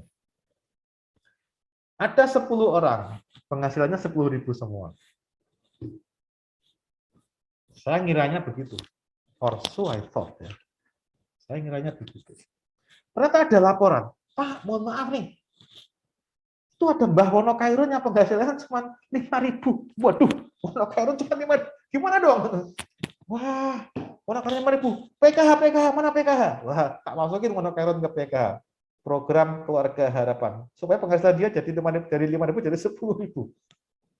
Tak kasih bantuan dia. Wah, oke, berarti Wonokairun beres. Wah, beres kan? Wah, senang-senang saya kan. Oh enggak, Pak. Loh, kok enggak? Gimana nih? Ada yang enggak beres. Kenapa? Itu Bu Nali. Dia duitnya 20.000 loh. Waduh, 20.000. Wah, Bu Nali kok 20.000? Wonokairun kok cuma 5.000? Wah, gimana nih? Pajekin itu Bu Nali. Pajekin. Segera pajekin. Proporsional. Progresif. Wah, kalau bisa 50% duitnya pajekin. Sehingga tinggal 10.000 duit dia. Wonokairun yang 5.000 kita dorong menjadi 10.000 dengan mengikuti PKH. Bu Nali yang 20.000 kita pajakin 50% supaya dia menjadi 10.000. Klop nih. Bu Nali 10.000, Wonokairun 10.000. Optimal PPh-nya kalau seperti itu. Kalau belum seperti itu, ya nggak optimal. Itu bos kira-kira. Itu PPh yang optimal seperti itu. Mungkin pertanyaan berikutnya adalah di sini kan saya bilang bahwa kita harus mainin tarif pajak loh supaya lambdanya sama nih.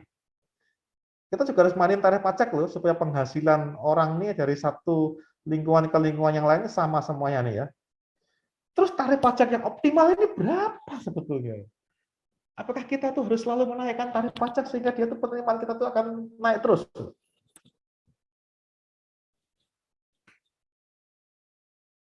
Untuk menjawab itu kita akan ke ini nih, napkin. Napkin ini adalah apa nih? Lap ya, lap. Ini kejadian tahun 74. 74 itu ada waktu itu yang berkuasa di Amerika Serikat adalah Partai Republik. Tokoh utamanya adalah 2 orang, Dick Cheney sama Donald Rumsfeld. Ini 2 orang yang menjadi aktor penyerangan Amerika Serikat ke Irak sebetulnya. Wah, ini orang 2 orang ini kurang ajar ya. Amerika Serikat kurang ajar 2 orang ini. Nah, dia itu suatu saat ketemu dengan namanya to Donald Rumsfeld. Nah, at our two continents. Ya, lupa saya ini. Jadi Donald Rumsfeld sama Dick Cheney ini ketemu sama orang namanya Arthur B. Laffer. Mereka mendiskusikan, ya, mereka minta petunjuk lah, mereka minta arahan, minta arahan dari ahli ekonomi ini. Bos, ini saya butuh duit banyak nih. Saya mau naikin tarif pajak. Kira-kira kalau saya naikin tarif pajak, nanti penerimaan saya akan naik enggak? Menurut Anda bagaimana? Menurut Diana, ya. Menurut Diana gimana, Diana? Kalau tarif dinaikin, penerimaan naik enggak? Kalau dinaikin permintaannya turun, Pak. Penerimaan, bukan permintaan. Kalau saya naikin tarif pajak, apakah penerimaan pajak saya akan naik? Tidak pasti, Pak. Nanti kan pasti ada DWL-nya. Nah, bisa jadi itu malah menurunkan penerimaan pajaknya, Pak. Nah, ini kalau misalkan PPN nih ya, PPN nih. Kan sekarang PPN naik tuh ya, dari 10 menjadi 11%. Kemarin juga ada wacana untuk dia dinaikkan sampai ke arah negara-negara Eropa atau kayak Belanda itu kan dia 15% gitu kayaknya kalau nggak salah, lupa saya. Nah itu menurutmu nanti gimana tuh? Bisa naikin penerimaan nggak? Belum tentu ya, tadi ya. Belum tentu, Pak. Belum tentu ya. Iya. Tentu ya. Jawaban itu yang diberikan oleh si Arthur Laffer kasih Donald Rumsfeld. Mereka berdua ketemu di restoran namanya Two Continents di Washington. Ketika ditanya seperti itu, si siapa tadi, Laffer, dia mengeluarkan serbet lap ini. Kan biasanya kalau di restoran kayak gitu tuh kita makan dikasih lap, Pak, supaya bajunya nggak kotor itu. Nah, si Laffer ini dia ngambil lap itu terus dia gambar kurva ini, gambar dia gambar di lap serbet ini. Ini kalau kita perjelas kayak gini nih kira-kira nih, kira-kira seperti ini kira-kira. Awal-awal kita menaikkan tarif pajak, itu ya penerimaan pajak bakal naik gitu, naik. Sampai pada titik tertentu tuh di sini tuh. Nah, ketika nyampe di titik ini, terus Anda memutuskan untuk terus menaikkan penerimaan pajak, itu yang kejadian nanti akan dibilang seperti si Diana tadi. Bukan naik, malahan turun. Nah, tadi ketika ditanya oleh si Donald Rumsfeld, kalau saya naikin pajak, saya ngenain pajak 5%, apakah penerimaan pajak saya juga akan naik 5%? Kata si Laffer, oh belum tentu. Penerimaan Anda bisa naik 5%, bisa pula naik 4%, bisa naik 3%, atau malah 0%. Karena apa? Seperti yang bilang Diana tadi, ini orang masih mau nih bayar pajak, masih mau dia. Nyampe titik ini dia masih mau. Tapi ketika ada naikin lagi, masih ingat nggak ketika kita diskusi mengenai social insurance, jaminan sosial. Nah, jaminan sosial. Orang kan milih lah, saya kerja atau enggak nih kan? Kalau kerja dipajekin ya ngapain saya kan? Ngapain saya kerja kan? Ya saya nggak usah kerja aja. Ya saya turun tuh. Saya mulai melakukan penghindaran pajak. Ini misalkan bisa dilakukan dengan apa nih? Apa namanya? Dia jadi nggak kerja lagi. Penerimaan pajak dia malah turun tuh. Sampai pada titik di mana dia sudah tidak mau lagi kerja. Buat apa kerja kalau saya dikenakan pajak 100%? Ya saya nggak usah. Makanya revenue-nya ini nol. Orang sudah nggak mau lagi kerja. Kalau kerja dipajakin, pajaknya gede lagi, 100% lagi. Jadi saya kerja, saya nggak dapat duitnya tuh. Promosa ini namanya nih. Nggak mau kerja ya. Nah inilah rekor itu seperti itu. Jadi titik optimal pajak itu adalah sini nih. Lewat dari titik ini, orang sudah tidak mau kerja. Maka nanti akan ada banjing efek kalau namanya. Dan orang itu akan berputar-putar di sini aja nih sebetulnya nih. Nah, kira-kira seperti itu. Laffer curve. Yang lain kira-kira ini mungkin menarik nih. Ini juga kalau kita kembali kepada prinsip equity ya. Kalau kita kembali menggunakan Laffer curve ini, maka sebetulnya yang menjadi titik utama adalah kita itu harus bisa melakukan pengenaan pajak atas penghasilan sedemikian rupa, ini berada pada titik yang sama. Lambda, ini kan juga lambda. Nah, ini kan lambda juga. Tapi ini lambdanya PPN ya. Kalau ini lambdanya PPH. Lambdanya antara si miskin dan si kaya itu sama. Utility. Nah, tadi kan yang saya bilang, ini loh. Ini kita harus berada pada posisi yang sama. Kalau MU, utility ini adalah identik dengan daya beli, income berarti antara income itu dengan revenue dia harus pada titik yang sama. Karena dia sama. Berarti di sini nih. Artinya apa? Orang miskin itu pajaknya kecil, orang kaya pajaknya gede. Nah, ini kalau lebih bacanya seperti itu. Dengan posisi seperti ini, maka yang terjadi adalah equity. Yang kemarin kita bilang sebagai vertical equity. Equity yang terjadi.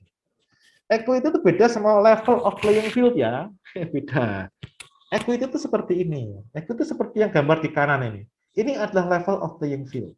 Nah, nanti Anda harus hati-hati. Kalau Anda membaca berita apapun itu, artikel apapun, terus sumber manapun, dari buku apapun, mungkin ada artikel, mungkin ada koran, mungkin ada buku, ya, apapun itulah ya. Terus dia menyebut-nyebut istilah level of playing field, atau mungkin dokumen resmi gitu ya, level of playing field, itu maksudnya seperti ini, yang gambar sebelah kiri ini. Menurut Anda, kalau Anda jadi masyarakat itu ya, Anda lebih memilih mana, gambar yang kiri apa gambar yang kanan?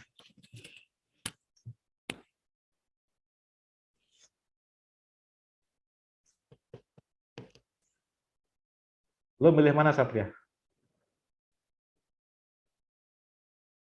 Pilih yang kanan kan? Ada yang milih kiri nggak? Kalau dalam konteks pajak mungkin saya kiri, Pak. Konteks milih kiri ya? Kenapa milih kiri? Menarik nih pilihannya kiri. Karena walaupun misalkan saya mendapatkan kenikmatan atau keuntungan yang lebih besar, tetap sama aja gitu, Pak, pajak.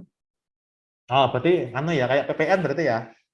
Iya, Pak. Kayak PPN berarti ya, oke. Yang kiri ini adalah yang model PPN.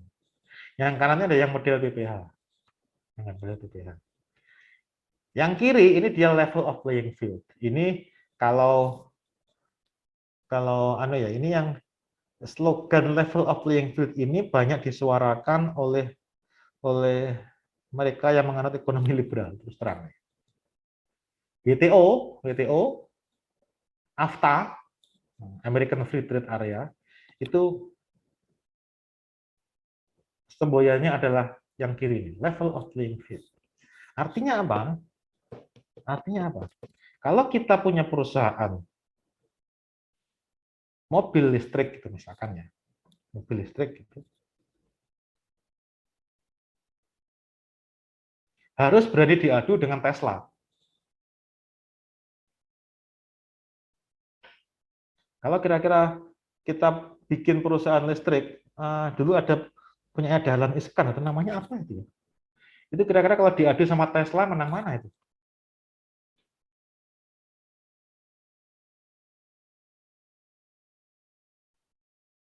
Menang mana kira-kira, Bos? Tewas kan? Tewas lah. Kalau nanti misalkan ya, Honda bikin motor listrik gitu misalkan nih, sekarang kan belum bikin dia ya. Terus Gesit ITS nih, jika bikin motor listrik, Avan lo beli mana, Avan? Disuruh milih beli Honda atau beli Gesit? Sama-sama bikin motor listrik. Honda mungkin, Pak. Honda, Bos. Honda. Jadi ini level of playing field itu seperti itu, Bos. Makanya kalau mengikuti paham ini itu ya, Anda kalau di pelajaran pengantar ilmu ekonomi pernah dengar istilah comparative advantage nggak?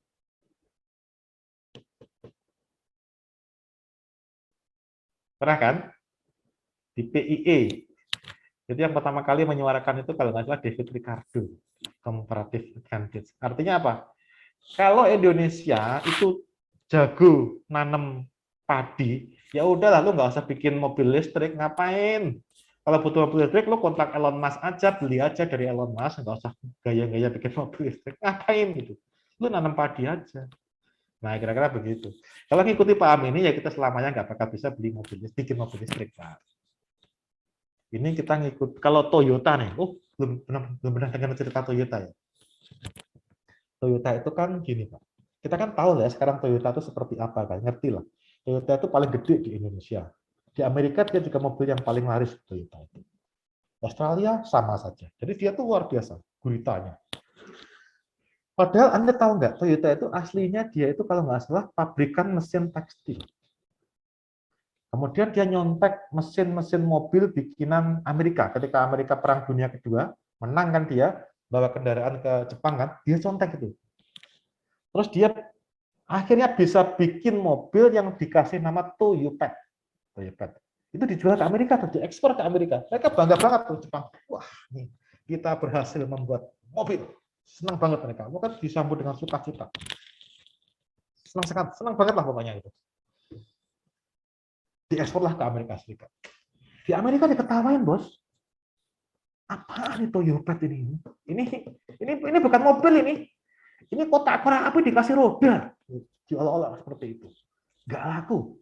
Nggak ada yang mau beli Toyopet. Diretur itu sebagian besar Toyopet kebalik lagi ke Jepang. Makanya kan jadi ribut di Jepang sini, jadi ribut. Debatnya adalah apakah divisi mobil Toyota itu tetap jalan atau kita bail out aja atau kita matiin aja. Toh percuma juga nih. Kalau kita menganut paham comparative advantage ala David Ricardo, apa yang kita lakukan atas Toyopet?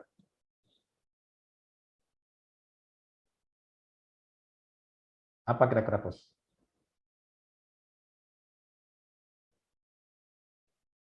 Apa malah kira-kira yang dilakukan atas Toyota? Mungkin dilanjutin mungkin, Pak. David Ricardo loh, comparative advantage loh.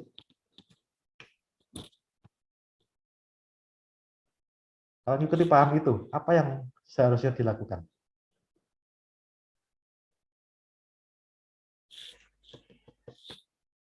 Kalau mengikuti comparative advantage, maka yang dilakukan adalah ngapain Jepang bikin repot-repot bikin mobil? Kalau beli mobil, beli aja dari Amerika, beli Ford sana.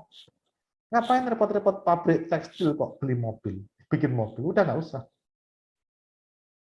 Comparative advantage David Ricardo. Seperti itu. Kalau kita ngikutin itu, kalau mereka ngikutin itu, kita tidak akan pernah melihat Toyota Avanza. Kita tidak akan pernah melihat Lexus. Kita tidak akan pernah melihat Daihatsu Rocky. Karena Jepang memutuskan untuk tidak memproduksi mobil. Gara-gara mengikuti comparative advantage ala David Ricardo. Tapi waktu itu enggak diputuskan oleh pemerintahan Jepang bahwa enggak, kita enggak akan kita bubarkan industri mobil. Kita akan teruskan saja. Jepang membentuk konsorsium perbankan yang mendanai Toyota, memberikan pinjaman pada Toyota. Yang isinya adalah biarkan Toyota ini berkembang, kasih dia duit supaya dia bisa melakukan R&D. Hasilnya adalah Daihatsu, Toyota, Lexus yang sekarang relatif mendominasi industri otomotif dunia. Sialnya yang kita lakukan pada tahun 2000-an adalah mengikuti paham David Ricardo. Dengan cara apa? Mengerdilkan industri pesawat terbang di Bandung. Yang tadinya membuat pesawat terbang, gara-gara mengikuti syarat IMF, kita jadi membuat panci sama wajan. Jadi yang terjadi pada IPTN atau PT Dirgantara sekarang. Waktu itu masih IPTN namanya. Kita mengikuti comparative advantage atas syarat IMF. Lu ngapain Indonesia capek-capek bikin pesawat, beli aja dari Boeing sama Airbus. Itu Bos ceritanya, Bos. Kalau kita ngikuti paham itu, ya kita tidak akan pernah punya industri seperti Pindad. Kita tidak akan pernah punya industri seperti PT Inka. Karena kita kalau perlu kereta, ya kita beli aja dari Bombardier. Kita beli aja dari General Electric Amerika Serikat sana. Kita perlu senjata, kita beli aja dari FN Belgia. Sekarang kita bisa membuat SS yang merupakan merupakan cloningan FN. Nah, terkadang kita punya SS itu diakui loh, gitu. SS versi 5 kalau nggak salah sekarang ya. Versi berapa sekarang SS itu? 8.000. Nah itu bos, itu bos. Nah ini makanya ini sekali lagi kita harus hati-hati dalam membaca buku-buku ekonomi, pengantar ilmu ekonomi. Kita harus hati-hati bahwa mereka mempunyai agenda-agenda tertentu yang tidak selamanya itu sesuai dengan apa nih? Sesuai dengan kita sebetulnya. Tidak selamanya sesuai dengan kita. Itu ya. Itu barangkali yang bisa saya sampaikan hari ini. Wah, kayaknya saya nggak sempat presentasi nih ya. Jam 12 ya, masih ada waktu lama masih. Ada pertanyaan? Misalnya kok. Iya.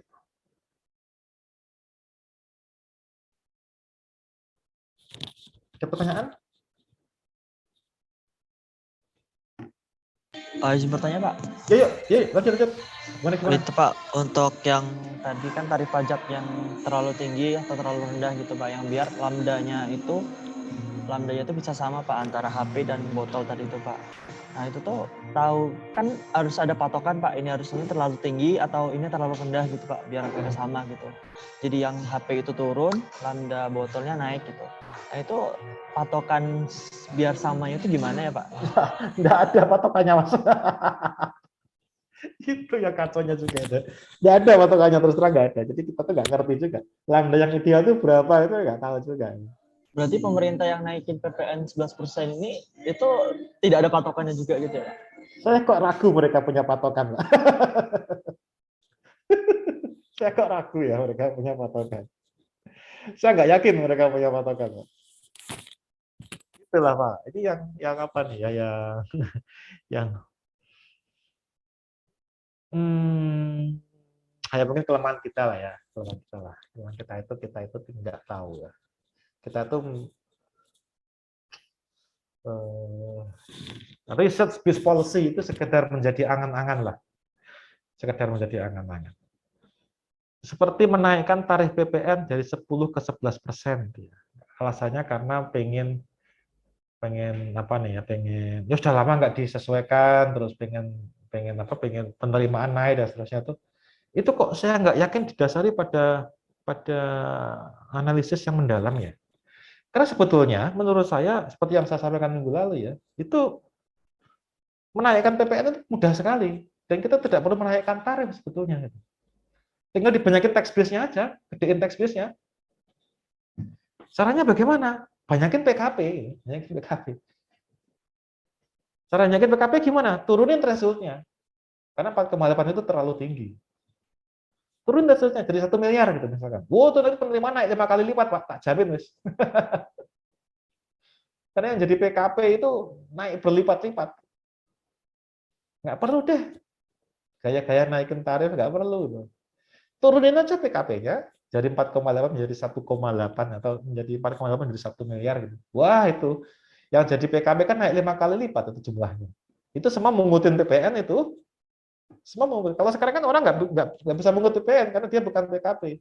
Nekat mengut PPN penjara loh gitu kan. Karena bukan PKP kan.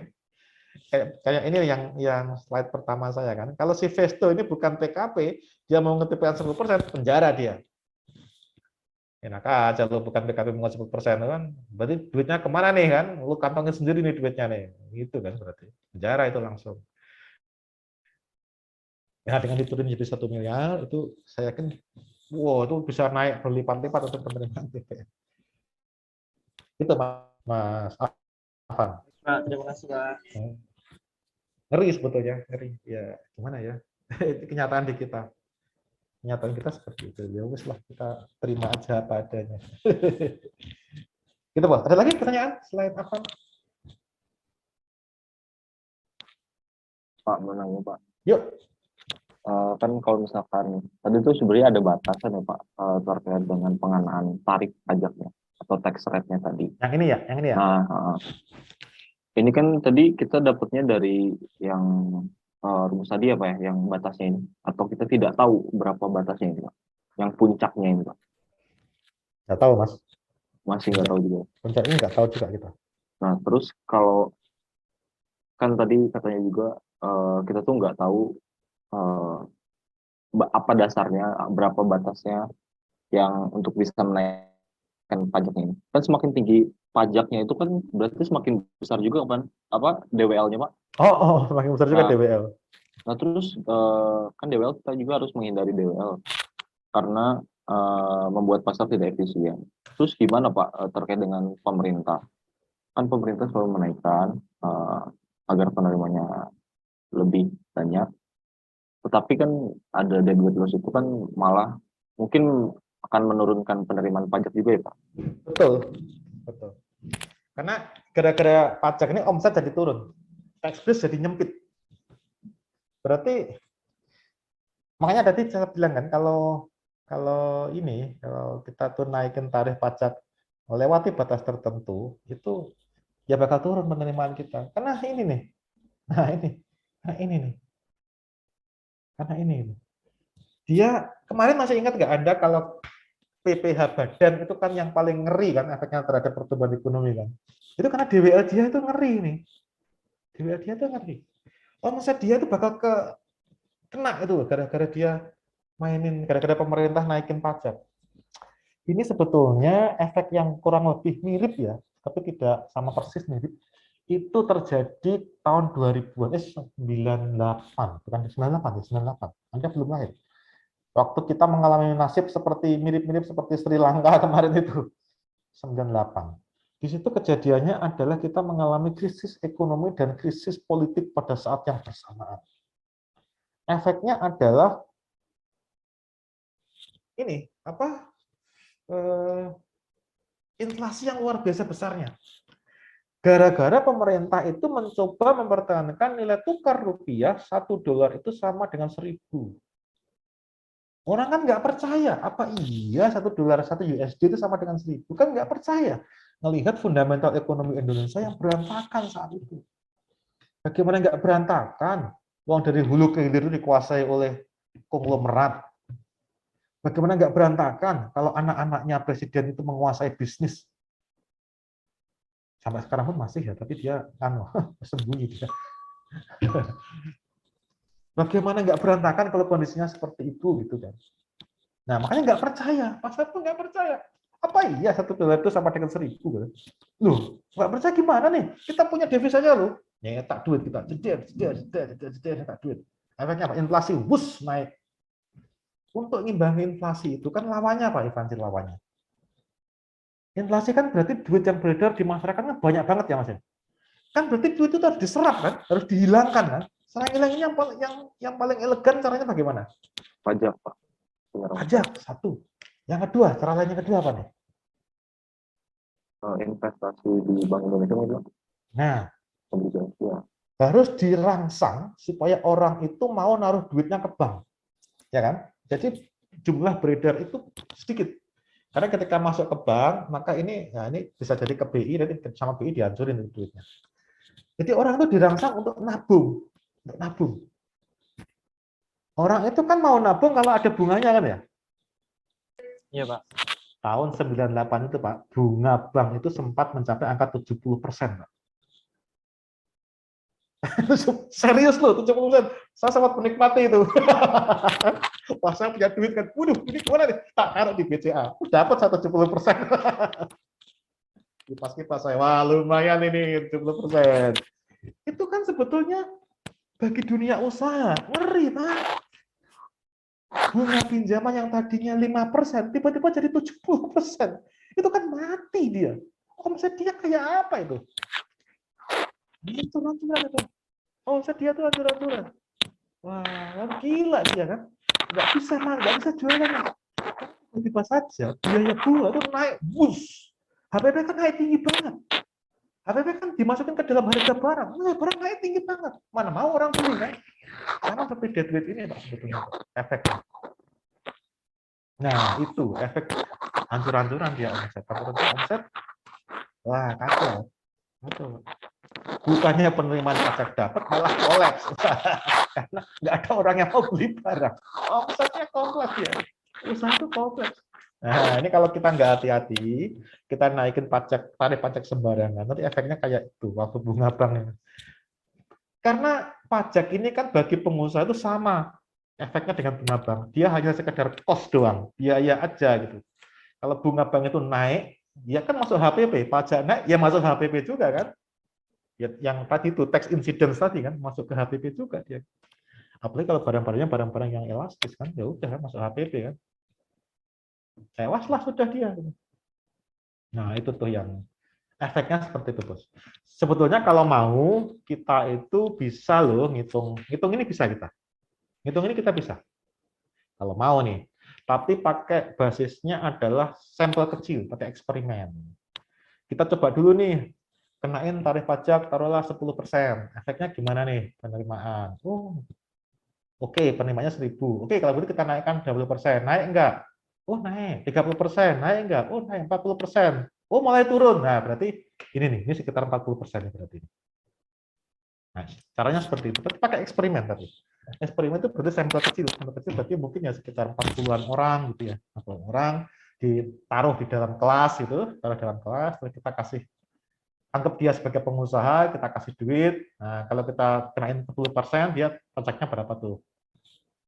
Dia masih mau bayar enggak? Kalau kenain 20%, dia masih mau bayar enggak? Sampai level berapa persen dia ininya sudah mulai turun. Nah, kalau mau seperti itu kalau mau. Itu Maulana. Terus Pak, kalau misalkan terkait udah ada perencanaan untuk menaikkan pajak, terus timing yang tepat tuh kapan biasanya Pak? Timing untuk menaikkan pajak nih. Iya, menaikkan tarif ya. Ini yang agak riweh ini. Karena ada unsur psikologi yang main di situ. Ketika Anda menaikkan tarif pajak, ada situasi harga-harga barang naik. Itu saya yakin timingnya bukan timing yang pas. Ya kayak sekarang ini kan BPN naik dari 11% ya. Pas ketika harga minyak itu, minyak goreng, saya ngomongin minyak goreng. Dari 25.000 menjadi 50.000 yang 2 liter kan. Pas ketika ada perang antara Amerika Serikat antara Rusia dengan Ukraina, yang mana mereka itu ada produsen minyak, yang mana mereka itu ada produsen gandum. BBM naik dong, karena ongkos transport naik kok. Apalagi kita net importer minyak. Impor kan pasti pakai kapal. Kapal kan perlu bensin, bukan bensin ya. Kapal kan perlu BBM kan. Berarti gimana dong? Nah, berarti kan pasti naik. Jadi saya kira kalau mau naikin PPN 11% itu kok kurang bijak ya waktunya pada kondisi yang seperti sekarang ini. Kalau menurut saya. Carilah waktu di mana karena kan PPN itu efeknya kan ke sebagian besar masyarakat ya. Tidak seperti PPh yang efeknya hanya untuk orang yang di atas PTKP doang nih. Kalau PPN kan untuk hampir semua lah itu bayar PPN. Jadi dia lebih gila tarifnya, lebih gila. Saya melihatnya kalau PPN ini ya pilihlah waktu yang pas. Yang pas ini yang ketika orang itu sudah tidak terlalu memikirkan kenaikan harga. Jadi kan kondisi ekonomi relatif stabil. Tidak ada perang, tidak ada COVID, tidak ada apa gitu ya. COVID kan membuat harga barang naik juga kan, karena supply chain terdisrupsi kan. Harga barang naik. Jadi ketika harga barang secara natural naik, ditambahi PPN 11% naik juga, ya psikologinya orang akan naikin harga. Akibatnya sekarang kan, ya gimana kan, harga kan naiknya luar biasa kan sekarang. Itulah Mas. Walaupun teorinya PPN itu tidak akan mengakibatkan inflasi teorinya, tapi faktanya sih enggak seperti itu. Selalu ada orang yang tidak berhasil mengkreditkan PN. Kalau nggak bisa dikreditkan kan pasti masuk ke HPP kan, pasti masuk harga barang. Naik kan harga barang, selalu seperti itu. Belum lagi orang yang tidak berwenang melakukan kredit pajak, kayak non TKP kan. Toko-toko kecil itu kan dia nggak bisa bikin kredit pajak kan. Akibatnya apa? PN-nya selalu masuk ke itu, masuk ke HPP. Naik harga barang. Itulah. Ya, menurut saya seperti itu Maulana, menurut saya. Jadi, timing ini ngeri-ngeri sedap ini. Ngeri-ngeri sedap itu saya. Cuman ya barangkali negara juga agak susah juga ya, karena sekarang ini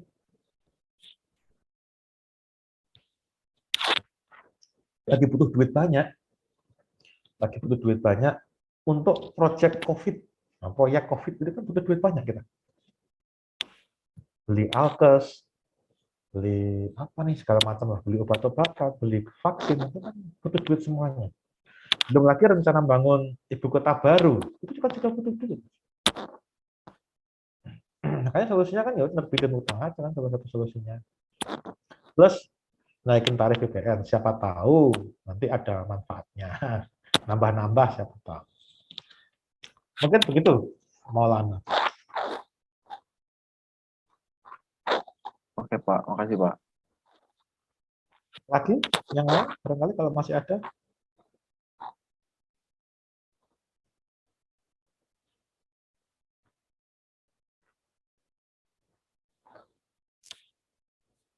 Dadah.